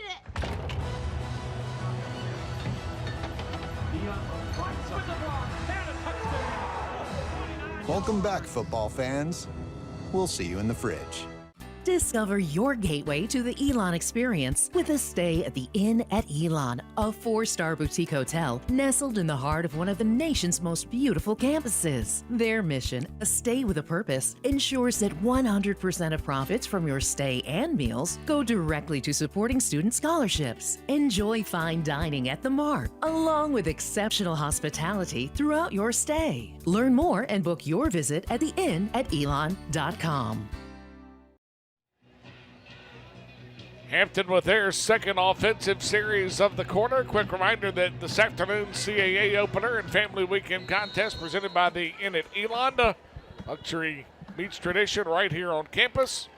Whether you're visiting this weekend or planning your next stay, experience comfort just steps away from the action. Book now at Elon or the innatelon.com. We got a ball game, T. 17-13 Elon. Hampton within the 25 of the Phoenix driving. Good opportunity to at least get 3 out of this and make this a 1-point game or even take the lead for the first time this afternoon. Davis, man in motion across the formation is Ferguson. Handoff, Davis will keep it himself and will have clear sailing all the way to the end zone, but hold the foam. Penalty flag across the way. This may be coming back. If it is not, Brendan Davis has given the Pirates their first lead of the afternoon. Illegal motion. 11. Second down. Illegal motion is the call. A little bit of microphone difficulty to give you the number. And that time, a great job by Davis to simply pull it out late. And one person. Kyrie, nobody in the vicinity. And that's, especially in those moments, someone's on quarterback, especially Kamari Brown has to make sure he keeps his eyes there. And then, even Asher Cunningham it was an outstanding play call, great fake. Just a missed opportunity there with the penalty. 5-yard penalty is called on Ferguson, by the way, for illegal motion. So wipe the touchdown off the board. Go 2nd and 13 from the Phoenix 29-yard line. Elon led by 11 at the break. Hampton driving to take their first lead of the afternoon, and it is incomplete. Intended for Chaos Watford, the redshirt freshman from out of Hampton. Another laundry on the board, or on the field. Personal foul. Hands to the face. Fence, number 75. Second down. Hands to the face. And Amari Allen, the guy who was helped off the field earlier in the opening half, left under his own power on an injury, back in the play. He is now saddled for what is the 10th Pirate penalty, the 17th combined penalty.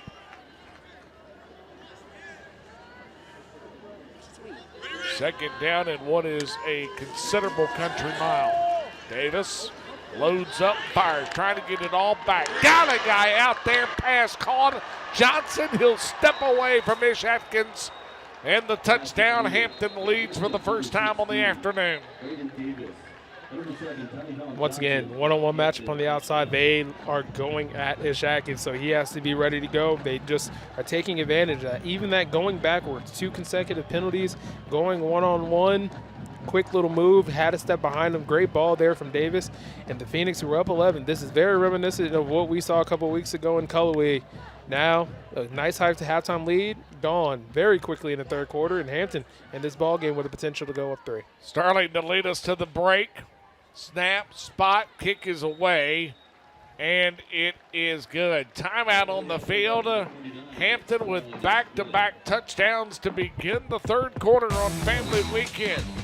Just over, not even 4 minutes old. We bring you back to Rhodes Stadium. This is Elon Football on My 48 Elon Sports Vision. Dear Triad, we see you driving by us every day, whether off to work or ready to play, heading over to a beautiful park, just in time for a fun family walk, or windows open, zipping around for quick bite with friends right downtown. Your Toyota takes you most everywhere, and we ensure you get there with the utmost of care. Oh, Triad, we sure love you dearly. Yours, most sincerely, Cox Toyota. Before you buy, give Cox a try. We all have our own way of waking up. And if it works for you, keep doing it. We think you should bank your way too. Here's what we recommend. Atlantic Union Bank. Any way you bank. Great medicine and world-class athletics come together at Duke. The Urbanic Sports Science Institute leads this collaboration in treating all sports-related issues from injuries to improving performance. We pride ourselves on offering the best clinical care for all athletes, all ages, and all skill levels. To learn more, visit dukehealth.org or call 919-813-6860. We all have our own way of waking up. And if it works for you, keep doing it. We think you should bank your way too. Here's what we recommend. Atlantic Union Bank. Any way you bank. The Pirates not being very hospitable guests on this family weekend. 2 touchdowns in the first 3+ minutes of the third quarter. 2017. Down to the sideline we go with Hannah Brady. Hannah? Yeah, Taylor, if you're Elon, you're looking for some momentum here, and head coach Tony Trisciani was fired up after that last defensive drive. Coming over to the bench, she said, we have to make no mistakes. We are better than this. We're given the game to them. We got to get back in this one right now. He's over expressing to his players that we have to be rallied up. We have to have more energy than what we're giving them right now, guys. Hannah, thanks so much. Starling will boot it away. This one a short kick. Thomas will take it at the 10.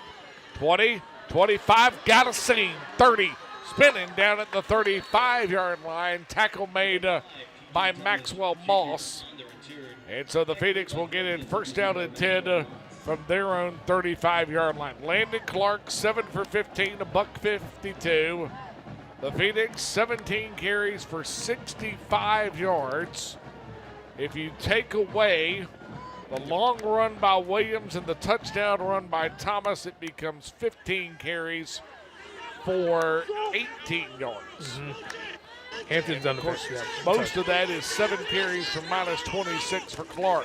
Landon, the handoff given to Williams. Jamel finds his way across the 40 to the 41, 42-yard line. Gain on the play will be of 6 and make it second down and 4. Kyrie, the number that I would think jumps out right now, Phoenix have got to try to keep this Elon defense off the field right now. Yep. It is over 8 minutes in terms of the time. Yeah, keep going third game, and you're getting behind the sticks, unnecessary penalties, bad turnover. Like, it's just an abundance of things right now. They have to clean it up right now. Clark zips one out. Pass is caught by Isaiah Furman, and there is absolutely no room.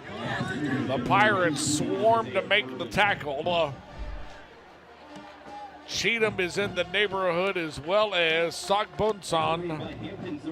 Cheatham's the first guy there. It simply goes right over the top of Zamir Winston, and it'll bring up third down. Elon 0 for 5 on third downs on the afternoon. Clark zips one out, incomplete. Intended for Bakey. Michael Matthews Canty in the vicinity. And it'll bring up a fourth down. Landon has to calm down. Landon Clark has to calm down, and he has to rally the guys. He's the quarterback. Somebody in the offense has to clean this up. We saw this last week with East Tennessee State. When things aren't going well, who's going to step up to the plate? Right now, that is not the time for the 3 and out, but once again, you got to give so much credit to the Hampton Pirates defense. They've done a fantastic job. They've come out with more energy, more execution, more fire, and now they have an opportunity to extend on the lead. Fake punt. Here's Lindonian. Davis has got the first inside Pirate territory, and down to the Hampton 37-yard line. Maybe that's the kickstart right there. Gain of 23 on the fourth down snap. I mean, outstanding fake there. Great call. I felt like it was something like that coming there for Milo. Outstanding snap there from Milo Hampton. Great job by Davis Ledoyen, putting his foot in the ground, making a few moves. Will this spark the offense? Getting back on the field, you're getting another opportunity here. Are you going to make plays? You can't pout anymore. You got to let it go if you're 11. You got to make something happen and take advantage of this moment. Phoenix have been home run hitters this afternoon. The Furman catch and the Thomas run, the 2 touchdowns. Magazoo in motion across the formation. Landon, play action, loading up. Now here comes pressure. Clark steps away, now sets and throws. Isaiah Furman almost made the catch, and Hampton comes away with the pick. M.J. Moultrie II. Furman simply had it bounce right off the top of his hand, and Moultrie behind the play comes away with the pick, and the Phoenix turn it over for the second time in the half. I mean, Landon had him. He just overthrew him, and he tried to make a play on the ball, and then he tips it right into the hands. Once again, you get the ball back, you make an outstanding fake punt, and you can't get the ball right back to him. That's an unfortunate opportunity there. Great play by Hampton, converting on the opportunities that the offense is providing to them, making plays. They're just right now out-executing Elon, and they need to get to the drawing board because Hampton looks like a completely different team than we saw in the first half, and they are rolling right now and just making plays. Phoenix turned it over multiple times in a ball game for the second straight week. Clark with his third interception on the season. Or excuse me, Landon with his fourth pick on the year, and the give to begin things is to Chavis. And Chavis finds his way back to the line of scrimmage before the tackle can be made.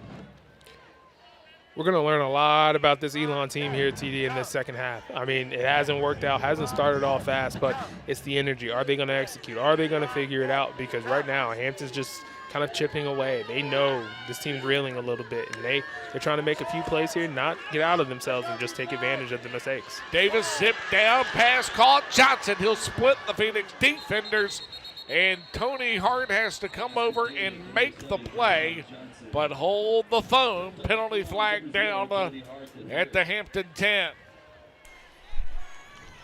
Chop block, offense, number 50 and number 77. Penalty will be half the distance to the goal, second down. Tavon Burrows and Elijah Blow come on down. They wipe off the big pitch and catch for the Pirates. And back it all the way up to the 7-yard line. It becomes half the distance to the goal. And it will be second down, and let's call it 2nd and 18. Yeah, Hampton has to realize, especially if you go for a cut block, the other man cannot engage because that is going to be a chop block through and through. So it didn't even necessarily have to engage there with Jake Laurel, but when you engage and the chop is there, that's going to be a penalty all day long. Pirates have now been called for 11 flags on the afternoon, 72 yards. Davis runs the quarterback draw. He'll get the penalty yardage back and more, and simply takes it to the 30-yard line. Gain of 23 when 18 would have done off of the penalty. I'll tell you right now, there's no gas, there's no energy right now being displayed on the Elon defense. I mean, as we talked about, the making sure you had containment within your rush lanes, that's no longer happening. So great job there by Davis, taking advantage of what the defense is giving him and just taking the ball and running because it was a wide open lane for him. Snap and off given to Chavis, and Chavis will find his way to the 35, 36-yard line. Gain on the play will be of 6. And make it second down and 4. And boy, it does not feel like a ball game when both ball clubs have combined for almost 600 total yards, but that's where things stand right now. Hampton at 3:41. The Timeout, Hampton. First for the half. Almost doubled their total offensive number from the opening half, and timeout on the field as the Pirates will gather around the 54-year-old Trent Boykin. Injury timeout. Omari Allen is the injured Pirate. Second time he's gone down on the afternoon. He'll be helped off.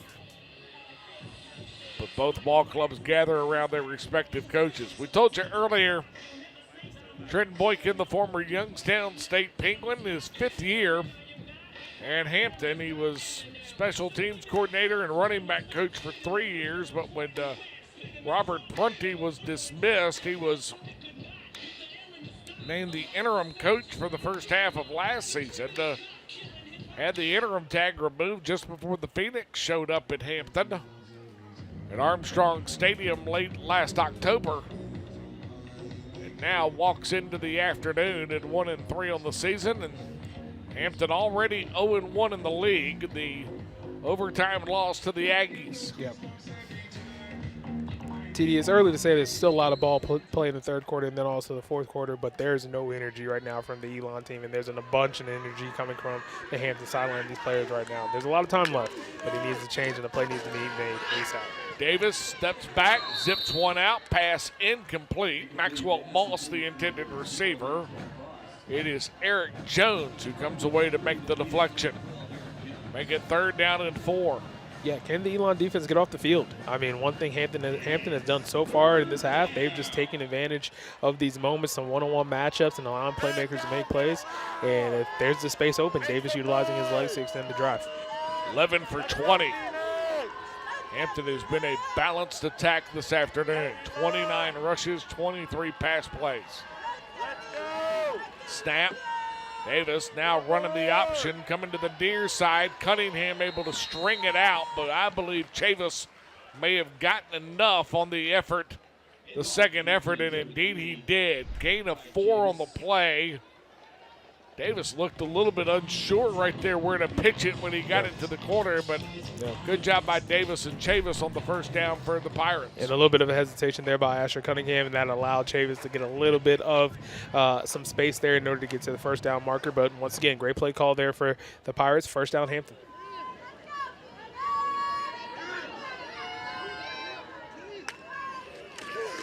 Hand off by Davis, given going up the middle to Chavis, and boy, stacked up. Brody Carroll and Jake Loro in the vicinity. Chavis loses his hat. And loss of 1 on the play will make it 2nd and 11. I think the advantage Elon has is specifically in the run game is going to be in the interior with Lowry and Laurel. They've been winning a lot of those battles. But when you get to the outside there, that's where Hampton has found a lot of their opportunities, especially in the second half when it's just in a QB draw or QB situation with their space. He's taking it. So the Phoenix have to stay disciplined in the front to limit opportunities. 2nd and long, Davis sets, and no, sir. Thought about it for a moment, set, looked down the field, and then the freshman from out of Concord and Mallard Creek, Chaz Knox, grabbed at the waist and said, come here. Absolutely. Great job there by Chaz Knox. Been very impressed by how he's able to pass rush. What he does, get out of the stance one-on-one there, sheds the block, gets off of it on the twist, and make sure he has a good grasp and doesn't let him go. That was needed. That was a big opportunity. Now it's 3rd and very long. Watch out for the screen game. Watch out for the QB run in order to try to, throw the Phoenix off. So they have to be smart, wrap up, tackle, no penalties here in order to give themselves a chance to get the ball back. Hampton is 1 for 1 on this drive. Davis on the quarterback draw for a country mile. He'll try it again, and this time simply run right into Brody Carroll. Carroll was the hall monitor, if you will, just simply standing right in the gap going, no, you're not getting past here, and it'll bring up a 4th down. Looked a little scary there in the beginning, but the defense is strong. You got TJ Thomas back. They need a spark in order to make this happen, but I can also tell you, don't be surprised to see something dialed up here to try to see if they can catch Hampton slipping and try to get that block team here, Brendan Davis especially, to make something happen. Starling on the afternoon. 44 yards on the average. Phoenix look like they're going to bring the house, coming straight up the middle. Starling gets it away. This one a spiraling kick. Thomas will take it on the run at the 15. TJ looking for a block. Got one. Crossed the 30. And then is simply shoved down to the ground at the 33-yard line. Tackle is going to be credited to Jonathan Ward, the long snapper, who gets all the way down to make the play on TJ Thomas. It'll make it 1st down and 10 for the Phoenix at the 35. Yeah, so the Phoenix get the ball back, right? You're down 3. Hopefully there was a good message here. Someone spoke to Landon Clark to calm him down, but the offensive line also has to protect. Phoenix have an opportunity to get into a rhythm here. This is a very, very important drive because on the other side of the ball, you have the Hampton defense that's been very confident, played very, very well so far in the second half. So Phoenix have to make some moves, but the Pirates just have to keep doing what they're doing, being disciplined and making that first tackle count. Landon Clark will keep it himself on the zone read. And takes it up to the 39-yard line. Gain of 4 on the play. That'll make it 2nd down and 6. Landon Clark there, one of the few design QB runs that we've seen today, just to try to get him into the flow of the game, try to get the sticks moving a little bit. But the Phoenix have gotten themselves in trouble, especially in 2nd down, because they've been going backwards. This is where they need to go forward and get to the marker. Handoff given to Dan Frederick. Frederick gets his first carry of the afternoon all the way to the 43-yard line. That'll make it 3rd down and 2. Well, here we go. 3rd and 2. See, this is where the big boys up front are going to have to be disciplined, no unnecessary penalties, and try to utilize themselves, whether it's a pass play to keep them clean or a run play to move forward and try to get to the 1st down marker. Bakey out, Ledoyan and Magazoo in, 2 tight set. Handoff given to Frederick. Frederick's got the first and a little bit more. As Dan will stretch it out for a gain of 3 on the play.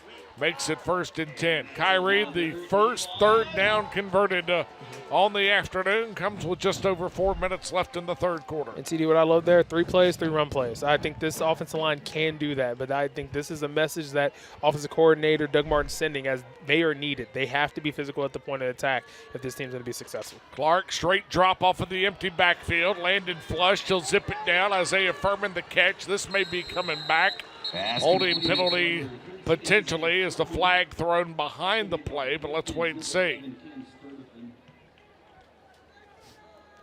Henry Winberg and Trevor Jones will get together. I think we got a point going against Hampton potentially.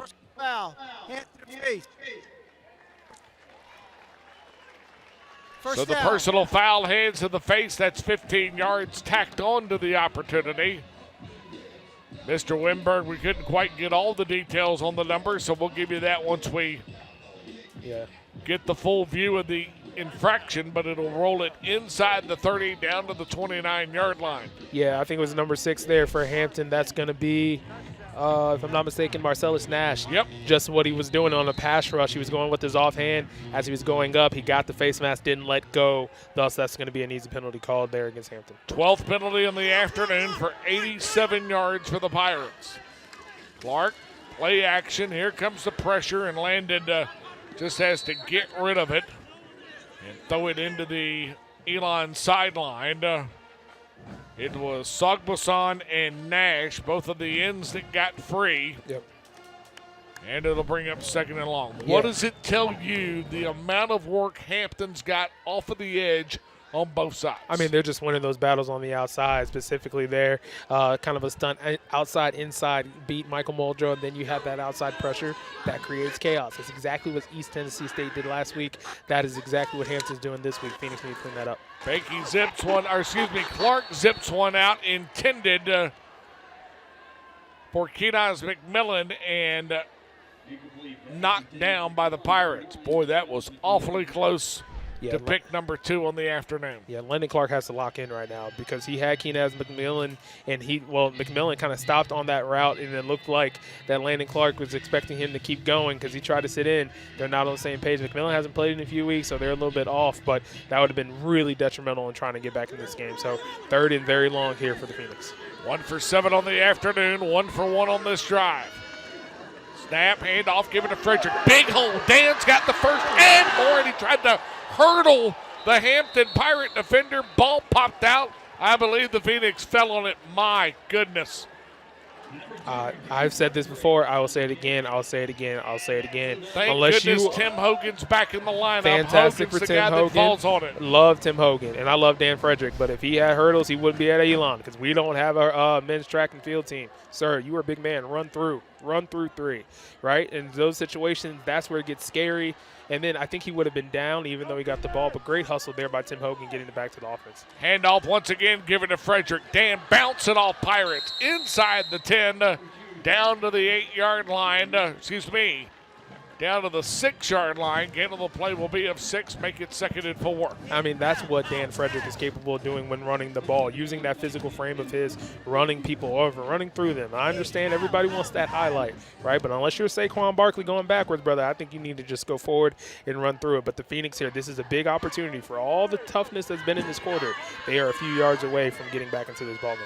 2nd and 4, 17 times they've been successful in the red zone. Clark will make it 18 off of the zone read. Fake to Bakey. Landed on the rushing touchdown. And Elon punches back in front. 23-20 with the point after pendant. TD, I'll tell you, for the Phoenix in that drive, if you go through it, run. They ran the ball. You have to be able to run the ball in this league. I don't care if you're playing Hampton. I don't care if you're playing Maine. Running sets everything up. Hampton was playing a little bit looser because they weren't running the ball. Thus, now they have to think about it. This opens up other components of the game. The Phoenix had a great drive there, needed it, and now they got something cooking up for late in the 3rd. Barnes will boot it home. And the extra point moves the Phoenix in front by 4. It stops the Hampton scoring run of 14 straight. You also get a look at the Wade Jewelers scoring drive summary. 9 plays, 65 yards, 3 minutes and 14 seconds off the clock. And Landon Clark with the rushing touchdown gives us an opportunity to remind you, scoring drive summary presented by Wade Jewelers in Gibsonville and Southport on the coast.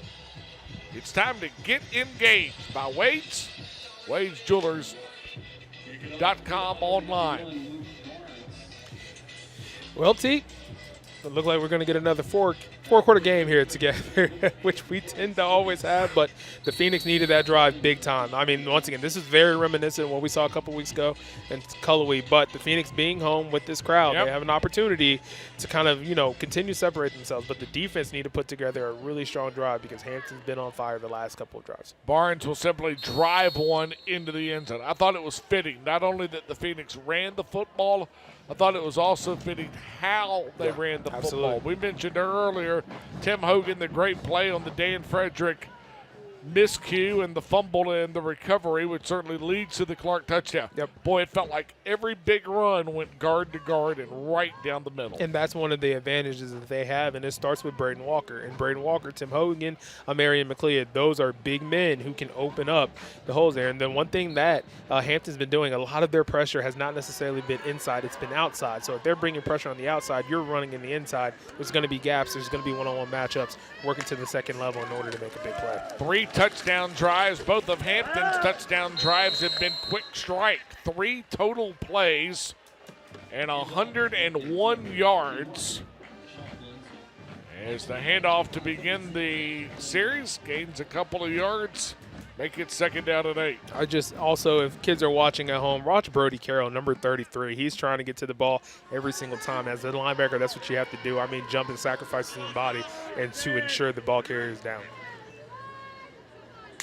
Davis ready to go, 11 for 20 on the afternoon. He'll set, fire, pass is caught. Johnson comes up with the catch, but Phoenix stick a hand in. DJ James Hamilton, another one of those guys that's been a double-digit tackle guy the first 4 games of the non-conference set, reaches in and slaps it out. Big play there by number 8. I mean, we haven't said his name too many times today, but that was needed. Just kind of interrupting the play, making sure he didn't, commit a penalty or anything like that. And now it's 3rd and somewhat long here for the Hampton offense. And this is where, you can look at the lineman bringing Kamari Brown back in order to potentially utilize a pass rush. But the Phoenix needs to stay disciplined in their rush lanes. One person gets out of the lane, I expect Brendan Davis to go. Hampton 5 for 12 on the afternoon. Davis sets, here comes pressure. Phoenix force him out of the pocket. Now trying to get to the sideline and cannot. Asher Cunningham with the next Food Lion feeds. Sacked to get back. There's a penalty down, flag down in the Hampton backfield. This one more than likely gets waved off, but let's wait and see. A lot of credit there. Great pressure there for the Phoenix, but great tackle by Asher Cunningham. Offense, the penalties decline. 4th down. Mr. Winberg looked right at the 7th-year head coach on the Phoenix sideline and gave him the holding signal, and the head coach quickly waved it off. I mean, 3 almost got to him. Double it up. 6 finally makes it happen. I'm going to tell you right now, but 3 almost got to him because of the hold by Brody Carroll. Yeah, Brody Carroll, I'm going to tell you right now, he's taking that offensive lineman back. He's bear hugging him, and that allowed for Kamari Brown to come as free as he did. But Asher Cunningham, outstanding open field tackle to secure the sack, and now the Phoenix an opportunity to add to their lead. Starley will boot it away. And this one a wobbling kick that once again TJ Thomas will take. Bryson Scott back in the game. And Scott will make it to the 43-yard line. So the Phoenix will start what will be a 2nd series of the ball game inside Hampton territory. The first time, started it at the Hampton 40. Couple of snaps later, TJ Thomas had his first rushing touchdown of the afternoon. I'm very intrigued on how offensive coordinator Doug Martin's going to treat this drive, especially off of the success of the last drive. Obviously, utilizing the legs in the run game, the power run game is something we haven't seen a lot over the last couple of weeks, but here's an opportunity to continue to build on that and wear down this Hampton defensive front. Clark, handoff given to Thomas. TJ now bouncing out. Now straight up the middle, working away from would-be tacklers and takes it down to the 30-yard line. All of a sudden, he's starting to cut. And Kyrie, he's starting to cut and find other lanes to run through. Absolutely. Once again, run the ball, run the ball, run the ball, run the ball. You have the lineman, you have the speed back, you have the power back. Running the ball is, I think, something that is needed to build this confidence because, once again, with how Hampton got into it, you were going through a game, they were providing pressures. But now you're keeping them honest, thus opening up opportunities. We head to the 4th quarter, Family Week in 2025. The Phoenix get a Landon Clark touchdown run to retake the lead. Back we come to Rhodes Stadium. We'll send you down to the sideline. Hannah Brady's got more on the guy from out of the New River Valley. This is Elon Football on My 48 and Elon Sports Vision.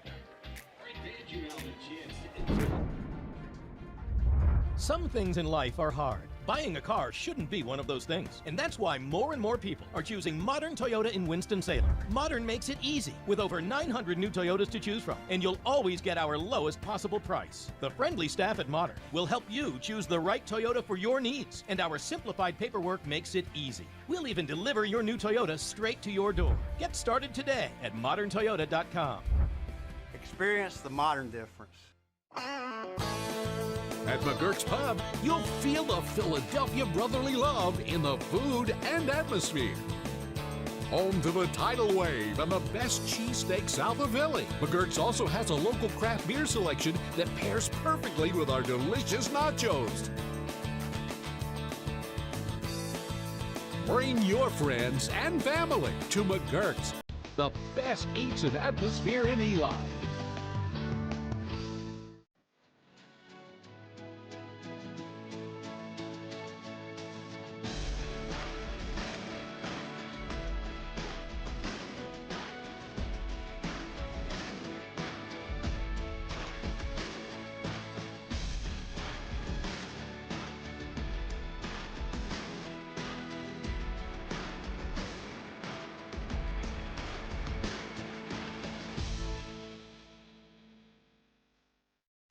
Alamance Community College invites you to step through our doors into a world of opportunity. It's the perfect place to find your key to success. Earn a 2-year degree at ACC through hands-on training in more than 40 careers. Go to the head of the class in today's technology-driven workplace. Want a 4-year degree? ACC can help you start your BA through university transfer. Earn your first 2 years of credits at a fraction of the cost. Click on alamancecc.edu to learn more. 47 total plays, 18 minutes of time, and over 300 yards of total offense. Phoenix, though, have retaken the lead 24-20 as they look to try to win a 5th consecutive CAA ball game and the 6th in the last 7 and avenge the loss last year in the Tidewater of the Commonwealth. We begin the 4th with TJ Thomas on the pitch from Landon Clark. Will take it inside the 30 down to the 28. Down to Hannah Brady. Hannah, Landon Clark, another rushing touchdown added to the marker, gives the Phoenix back the lead. Yeah, Taylor, Landon needed that touchdown. He ran to the sidelines immediately after, though. He ran to the bench, looked for his offensive coordinator. He refused the welcome to the wall sign in the touchdown celebration, saying he hasn't earned it this game yet, but he hopes he can earn it after this drive, guys. Hannah, thanks so much. 2 wides to each side. Clark flushed out of the pocket. Landon will tuck it and go. 20 and then slides inside the red zone down to the 19-yard line. All right, that's one of the improvements you really like over the last 3 weeks. 100%. 11 unnecessary hits are just extremely problematic. Just get down, play the next play. And he's had a few of those moments today, throwing the ball away, taking the slide. That means he's taking coaching. That means he's taking the coaching, he's taking the conversation, he's looking to get better. I think sometimes we've been spoiled with some of the greatness we've seen from the early, but he's still a redshirt freshman. He's still learning this game. So good to see that in that moment and giving themselves a 3rd and short. 2 tight ends set. They'll run the option coming to that side, and then Clark spins away and down to the 16-yard line. Gain on the play will wind up being 6. They did not give him forward progress on the slide, and so needed 2 and winds up with 6, and so a 1st and 10. Yeah, big spin move there. I mean, that wasn't a Northern Virginia spin move. That was more Tidewater. Very much love to see that. Good job there by 11, but now the Phoenix are in another drive, moving the ball as they should, or hope to, in order to put more points on the board. This is Bakey off of the jet sweep, and Landon will take it inside the 15, down to the 14-yard line before the tackle can be made. Coming up to make the stop is Calhoun, the defensive end from out of Carrollton, Texas. I'll tell you right now, TD, one thing that I love that we've been seeing, we've been talking about, and I've saying in the beginning of the half, they got to run the ball, and they have been running the ball. And just because I think it's sending a message to this offensive line, we're only as good as you make us. So they have to be physical at the point of attack, create those lanes, and they've done that so far in order to get to this point. 161 on the ground, 321 in total. Clark looking. Now steps back, looking. Here comes the pressure, steps away from the would-be blitz, and then will simply send it into the sideline area off of the incomplete. There's a little bit more of the growth that you talked about throughout the broadcast. He waited. He didn't just go to one read and then take off. And he didn't just run out of bounds, right? He just threw the ball out of bounds, not to put themselves backwards, and now it's still 3rd and long, but it's not 3rd and very long.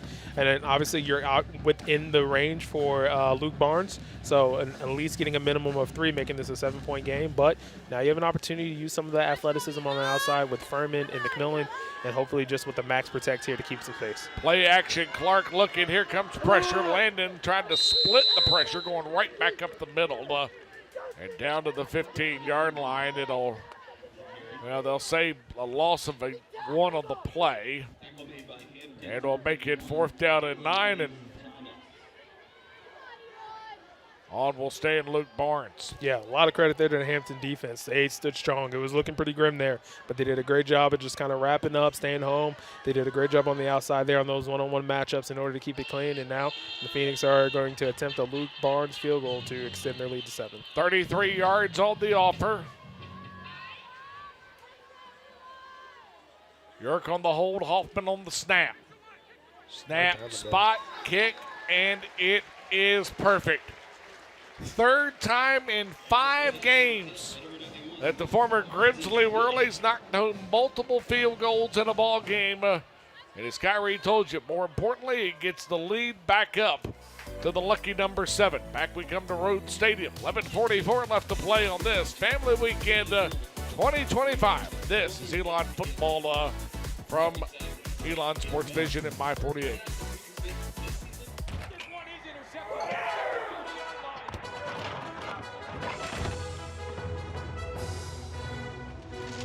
Decorative towel. There was a mess. I wiped up a mess. Yeah, you Where is the bus? Never mind, I found it.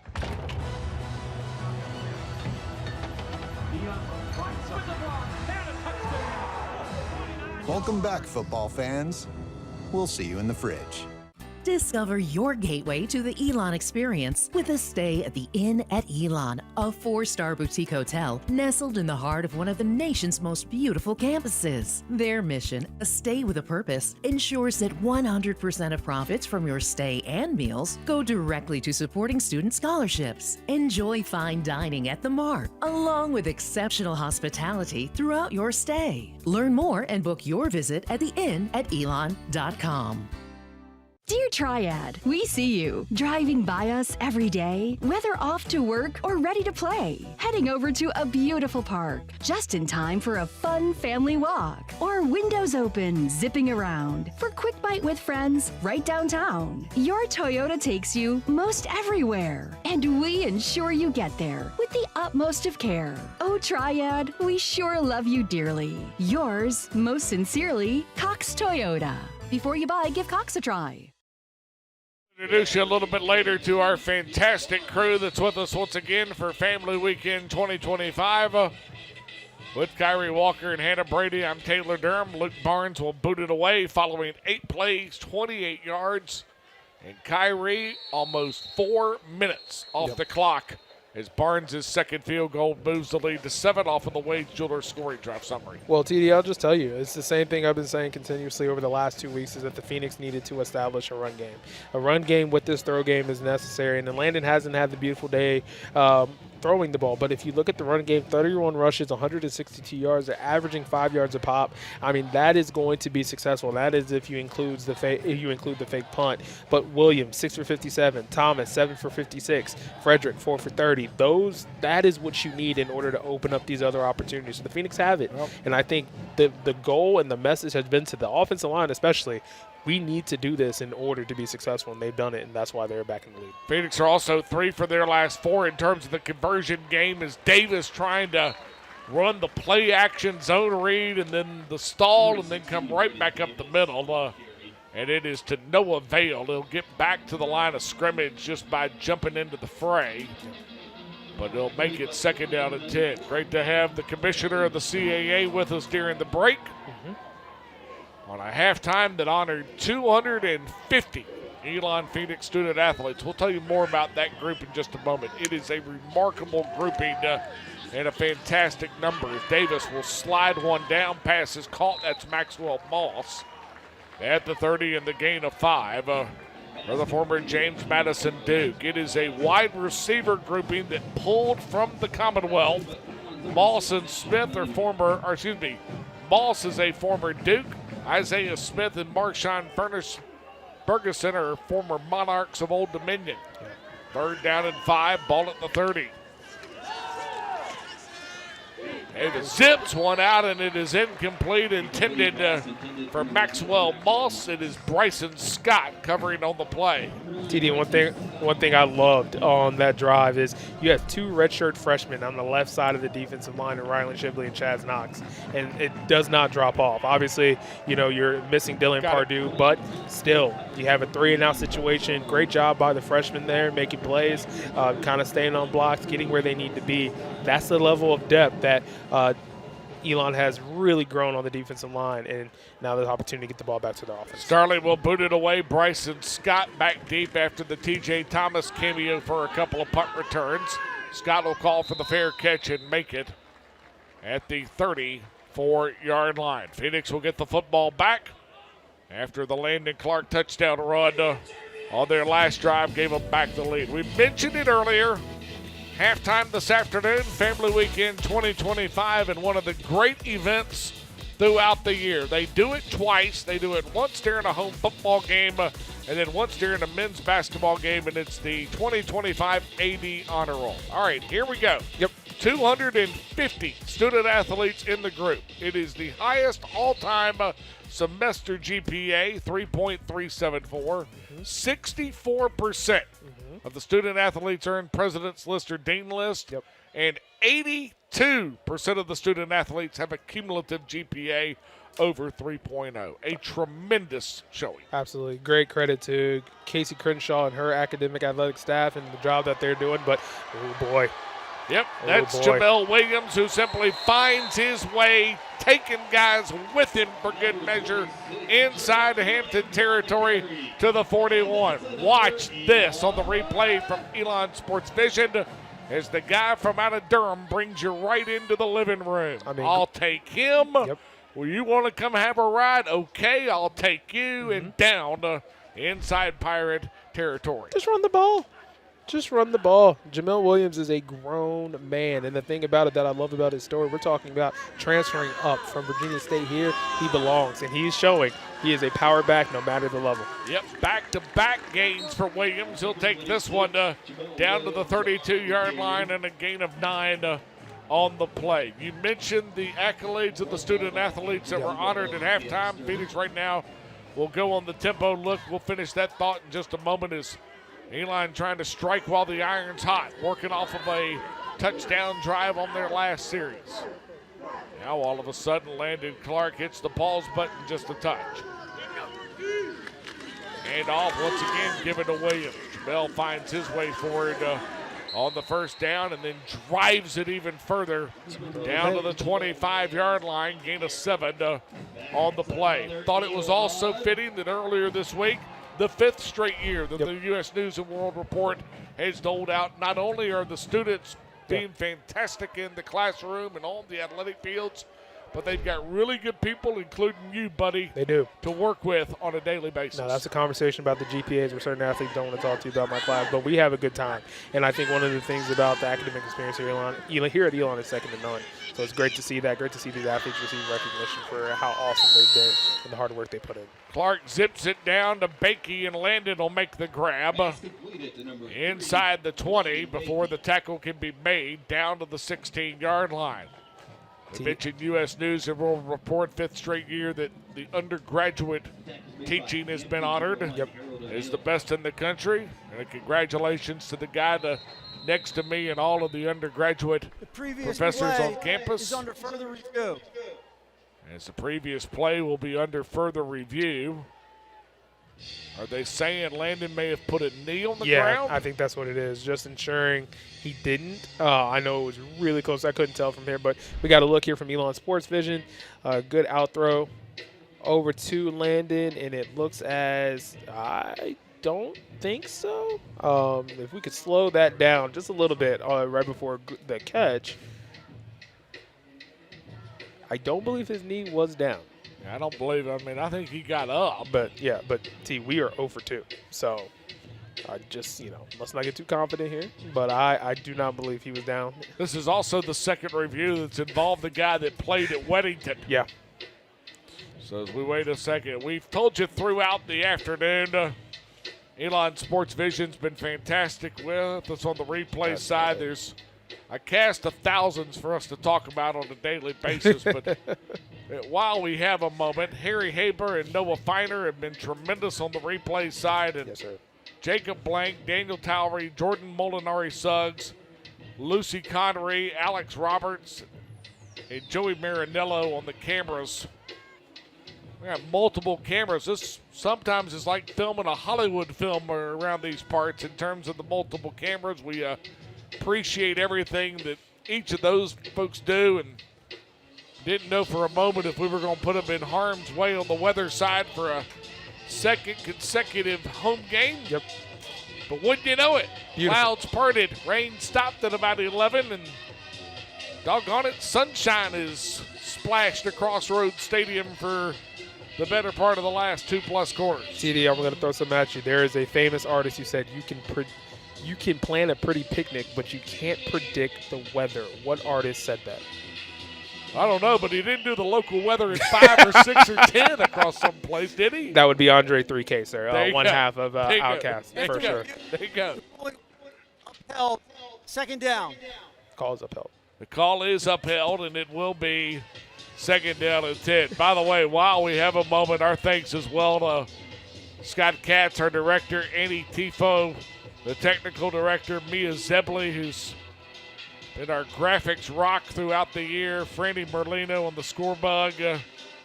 Ella Smith has had the unfortunate task of having to listen to us throughout the entire afternoon. Kate Maiden on the utility.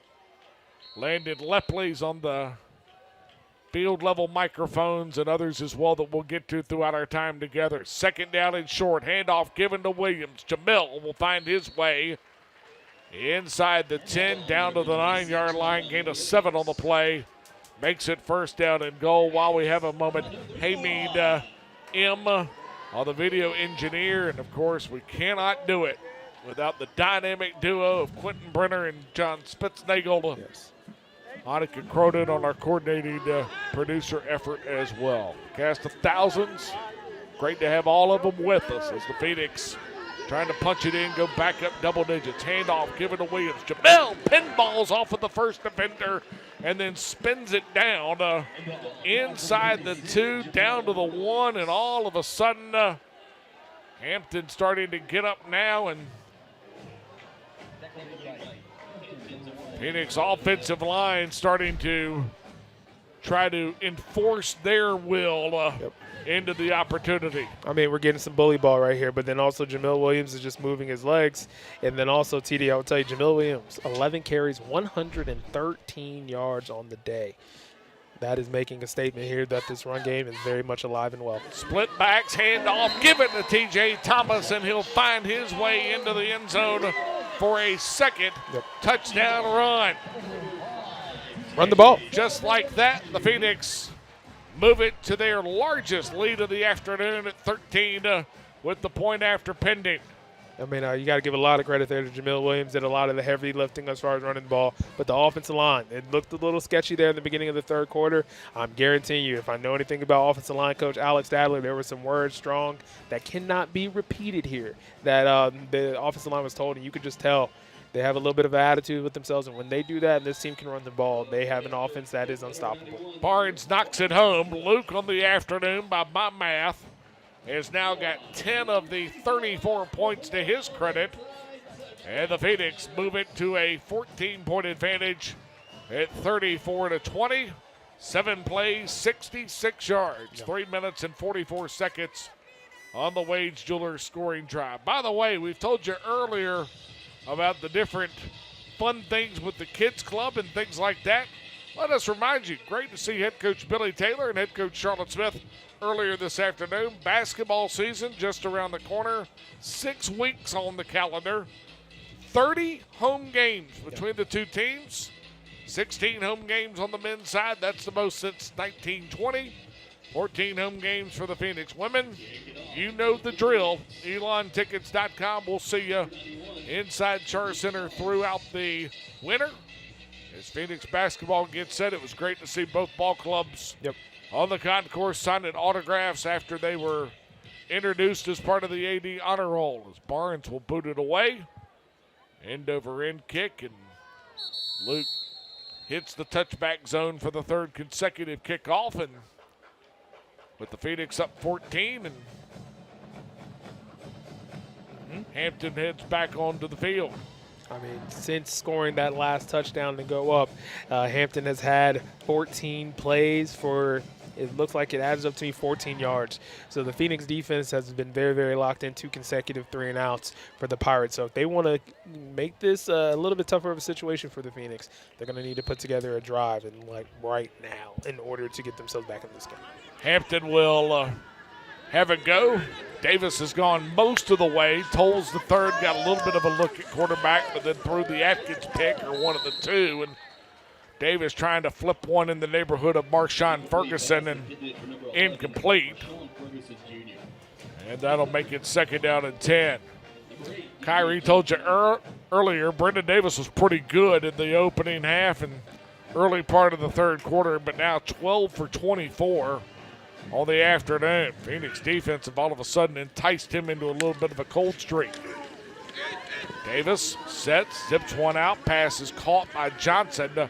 Johnson trying to go out of bounds and then spins it back inside. Before the tackle can be made, Tony Hart and Ish Atkins. I'll give a lot of credit to both the starting wide receivers for Hampton and Johnson and Ferguson. They've done an outstanding job today, just continuing to compete. I mean, Johnson 4 catches for 90 yards, Ferguson 3 for 49, but they've definitely given a lot of trouble here to the Elon defensive backs with some matchups and just their athleticism to make the Phoenix really earn everything that they've received so far this afternoon. Davis once again comes set. He'll flip one out. Pass caught Johnson. Johnson will turn and now head back toward the sideline. And we'll stop the clock as he'll find his way out of bounds at the Hampton 45. Tony Hart, another big play, along with Asher Cunningham on your screen. Yeah, with the Phoenix DBs, they're kind of giving a little bit of a cushion. So what Johnson is doing is cutting his route short, coming back to the ball, and just trying to make a play. Handoff given going up the middle. I believe that's Curtis, who will take it to the 45-yard line. It'll stay 2nd down. Back to the line of scrimmage. I mean, Lauro and Lowry can't speak enough about how they played so far today. Outside of that one big busted play, they've done a great job kind of locking it down in the middle. Lauro out. Chaz knocks in. 3rd down and short. Hampton on the afternoon, 5 for 14. Snap.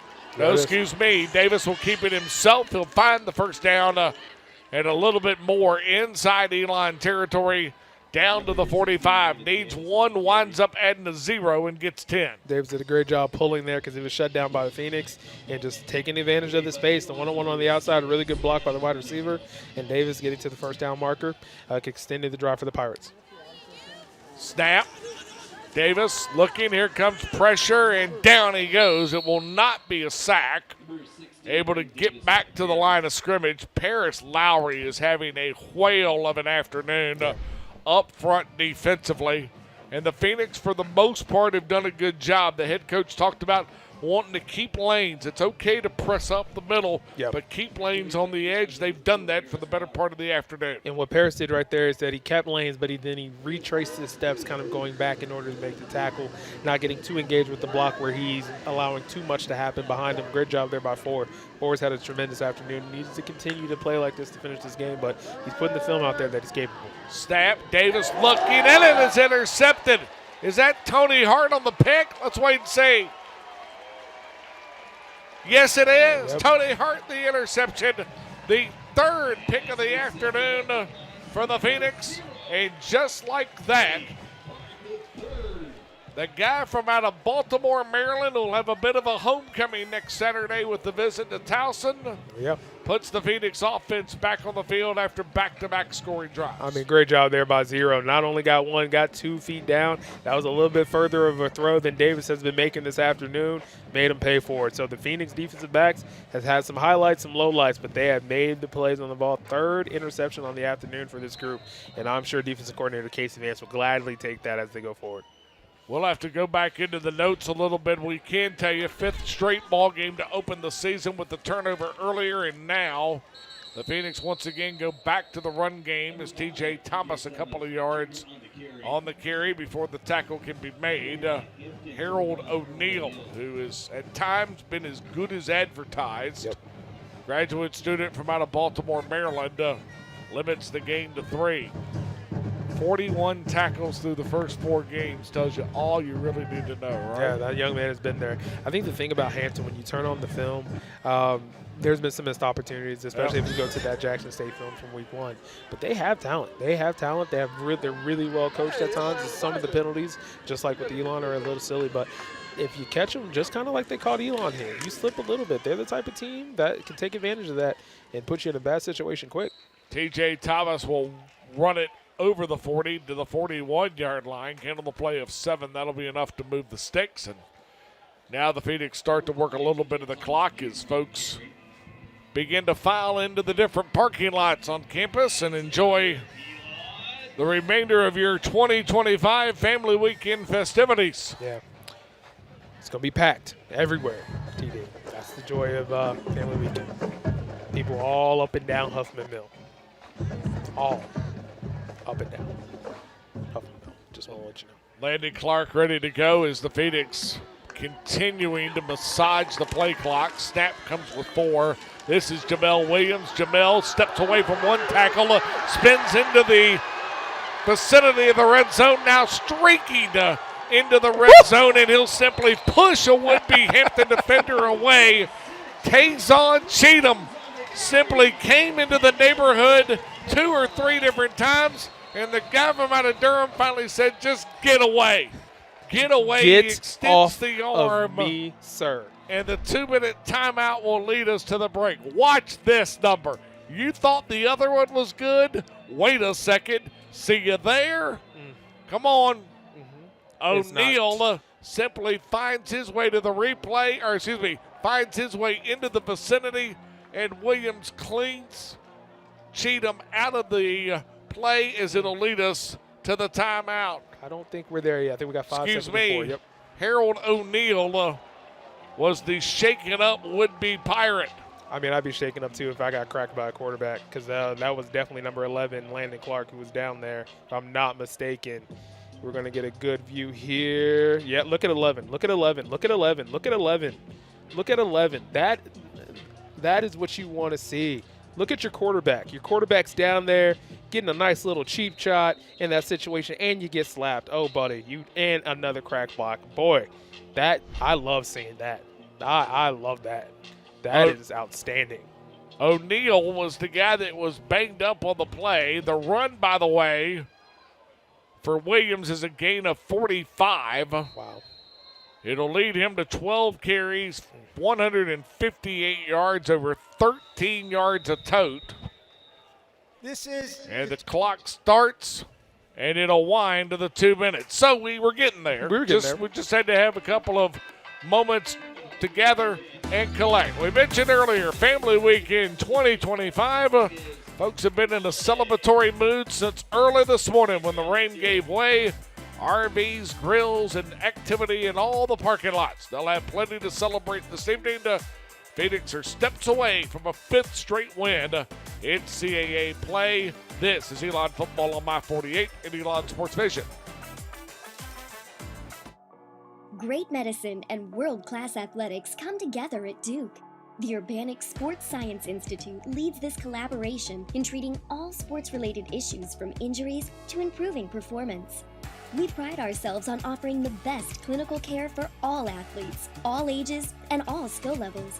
To learn more, visit dukehealth.org or call 919-813-6860.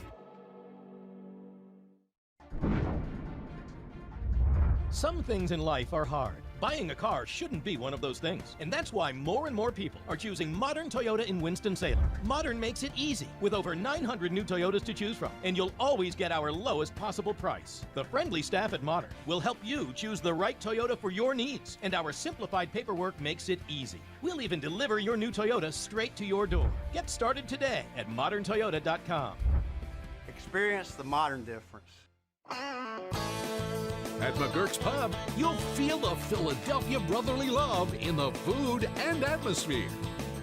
Home to the tidal wave and the best cheesesteak south of Philly. McGurk's also has a local craft beer selection that pairs perfectly with our delicious nachos. Bring your friends and family to McGurk's, the best eats and atmosphere in Eli.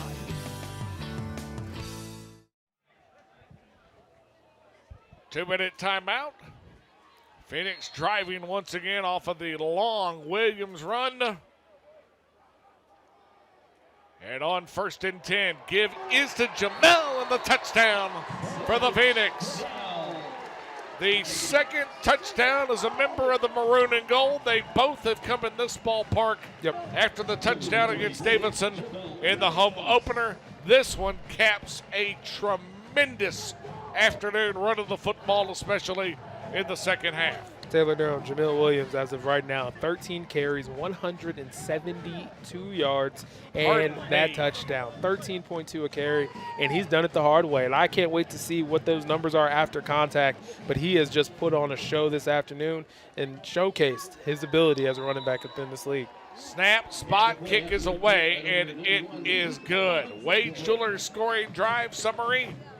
4 plays, 69 yards in 2 minutes and 6 seconds off the clock. We will keep it right here. Whew. I think looking at the Phoenix, a lot of things from a film standpoint as they proceed to kind of go forward, up by 21 right now. But the Phoenix offensively can be disgusting at times. But they, as they continue going in the league, they can't have lulls that we've seen the last 3 weeks. They had one against Western Carolina, they had one against ETSU, and they had one here at Hampton. Hampton had a lead in this game, but it's just the capabilities of this team and what they're able to do. They have to play 4 quarters of football. But I think you're seeing it doesn't have to all be on Landon Clark. Landon Clark, 10 for 23, 169 yards. But look at the running game. 41 carries, 288 yards, and averaging 7 yards a pop. I mean, that is going to help them win the ball games within this league. So a lot to look at, but also opposing defense. Defense is a lot to look at as well. You and I may have to go back in and start to look at a little bit of the comparison from first half to second half is off of the kickoff return. It is Noah Cologne, the Virginia Beach native, and we'll take it to the 19-yard line, and that's where the Phoenix, or excuse me, that's where the Pirates will put it in play. First down and 10. Holding, return team, number 5. Penalty will be half the distance to the goal. First down. So Cologne on the return, but then the guy that's been one of his running back mates, Grayson Goldsmith, gets whistled on the holding call. It is the 13th penalty of the afternoon on the Pirates. They will knock on the door of the neighborhood of 100 yards, 97 on the penalties.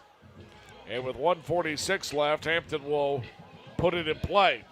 I would also, TD, I'll give a lot of credit to this Elon team.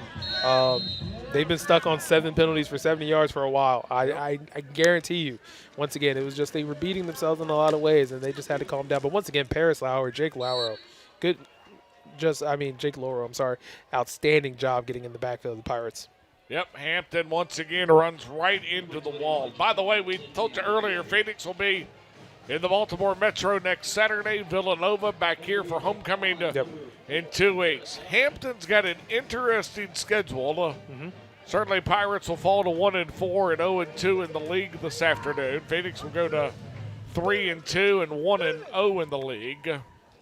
But there is still room for the Pirates to make hay, at least in regards to not only the overall regular season, but also the conference schedule. They'll get Norfolk State at home big game next Saturday, and then 4 of 5 straight in conference play at home. Campbell, Monmouth, Maine, and William and Mary.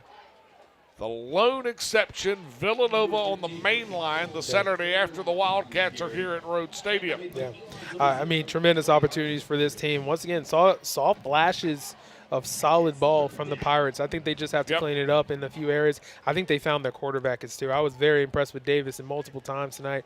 And then they have the receivers to play. I think they're going to be a tough out for a lot of teams, but it starts next week for them in that big rivalry game just across the bridge against Norfolk State. Thought it was interesting spending some time and visiting with the folks from Hampton earlier this afternoon.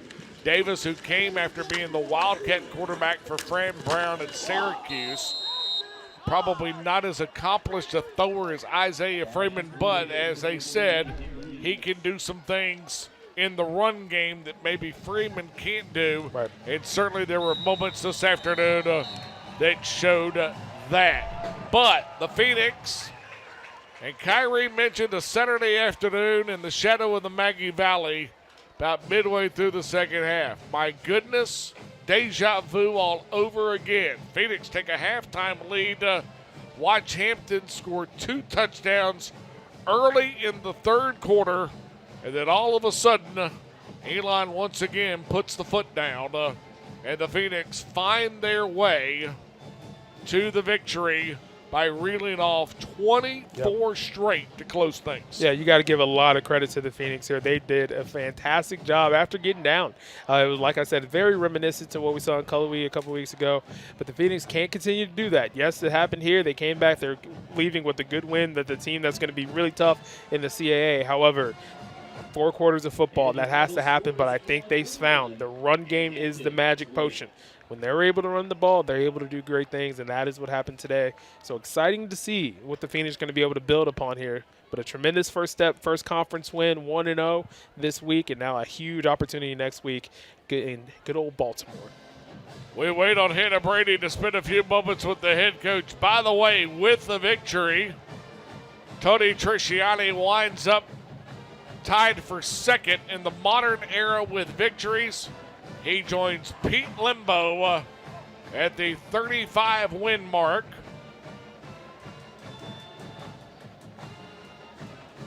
Hannah and the head coach are working on getting situated. Camera crew teeing things up as well. And we are set. Downstairs, Hannah with the victorious head coach. Phoenix have won 5 straight in the CAA. Hannah? Coach Ish Atkins and Tony Hart coming up big for you today with interceptions for your defense. Just talk to me about their pursuit of the ball today. Yeah, we're going to play hard on defense. I hate what happened coming out of that half right there because that's not us. But I'm proud of the way we came right back and took control of the game, and we did it by playing football. So creating takeaways and running the ball, we can win a lot of football games that way. Touchdowns from Jamil Williams and TJ Thomas. Just talk about the grit of your running game today. Yeah, these guys want to run the ball. And our O-line, they want to run the ball. And so I'm proud of them for doing that and really kind of imposing our will in the run game. And Jamil, he's going to run through tackles now, and so is TJ, and proud of the job all those guys did up front. Well, you said it yourself, Coach. This team answered the call today after 14 points from Hampton in the third quarter. What does this say about your group you have? Yeah, it means that we've got grit. We refuse to be denied. Losing the lead there early in the third quarter, man, that's tough. I've seen a lot of teams go in a different direction than the direction we went. And we took ownership of it on both sides of the ball and played football and finished it, played 60. Well, Coach, congratulations. Enjoy this one. Thank you. Thank you. We will. Appreciate that. Taylor. Hannah, thank you so much. Kyrie, 218 of the 288 rushing yards come in the second half. Yeah, I think one of the things for the Phoenix, especially when we turn on the tape and you watched last week at ETSU, is just the running game. It just was non-existent. But in order for the Phoenix to be successful, if you look at all of their wins this season, and even the game versus Duke, the run game is such an important piece of the puzzle. And I think the offensive line, they kind of got a gut check today. I think TJ Thomas got a gut check today. I think Jamil Williams got a gut check today, as in that is what is needed. And just watching how it just blossomed. And ultimately, towards the end of the game, Taylor, it just wore down the Hampton front. And then that's one of the things that you get to see. So I think it's a tremendous opportunity, big win for the Phoenix as they go forward. And I think Landon Clark, not the greatest day. 10 for 23, 160 yards, 1 touchdown, 1 pick, but a W. And a conference W. So this is where they wanted to start, and now they have an important next step. But the Phoenix, a lot of things to clean up. Also on the penalties, if they want to continue to be successful, they have to start playing 4 quarters and clean football. One of the things the Phoenix have done is they have found a guy to take the top off the defense. Isaiah Furman, another 20-plus yard day in terms of the average per catch, 6 for 135, and the long touchdown that was the fireworks in the opening half. Phoenix are victorious on Family Weekend. They're 1-0 in league play. They've now won 3 of the last 4 on the schedule. They also win for the 5th consecutive time in league play, and they win for the 4th consecutive time in Rhodes Stadium. For Kyrie Walker, Hannah Brady, our entire crew that we introduced you to earlier in the second half, I'm Taylor Durham. We'll see you back in this spot in 2 Saturdays. Homecoming at Rhodes Stadium. Let's see if we can keep the sunshine and blue skies around for just a little while longer. Phoenix will head to Towson next week. Hampton has got Norfolk State in the Tidewater. Until the 11th of October with Villanova in town for homecoming. I'm Taylor Durham with Kyrie Walker. Final score for the final time. Phoenix win by 21. Score the final 24 of the ball game. 41-20. This is Elon Football.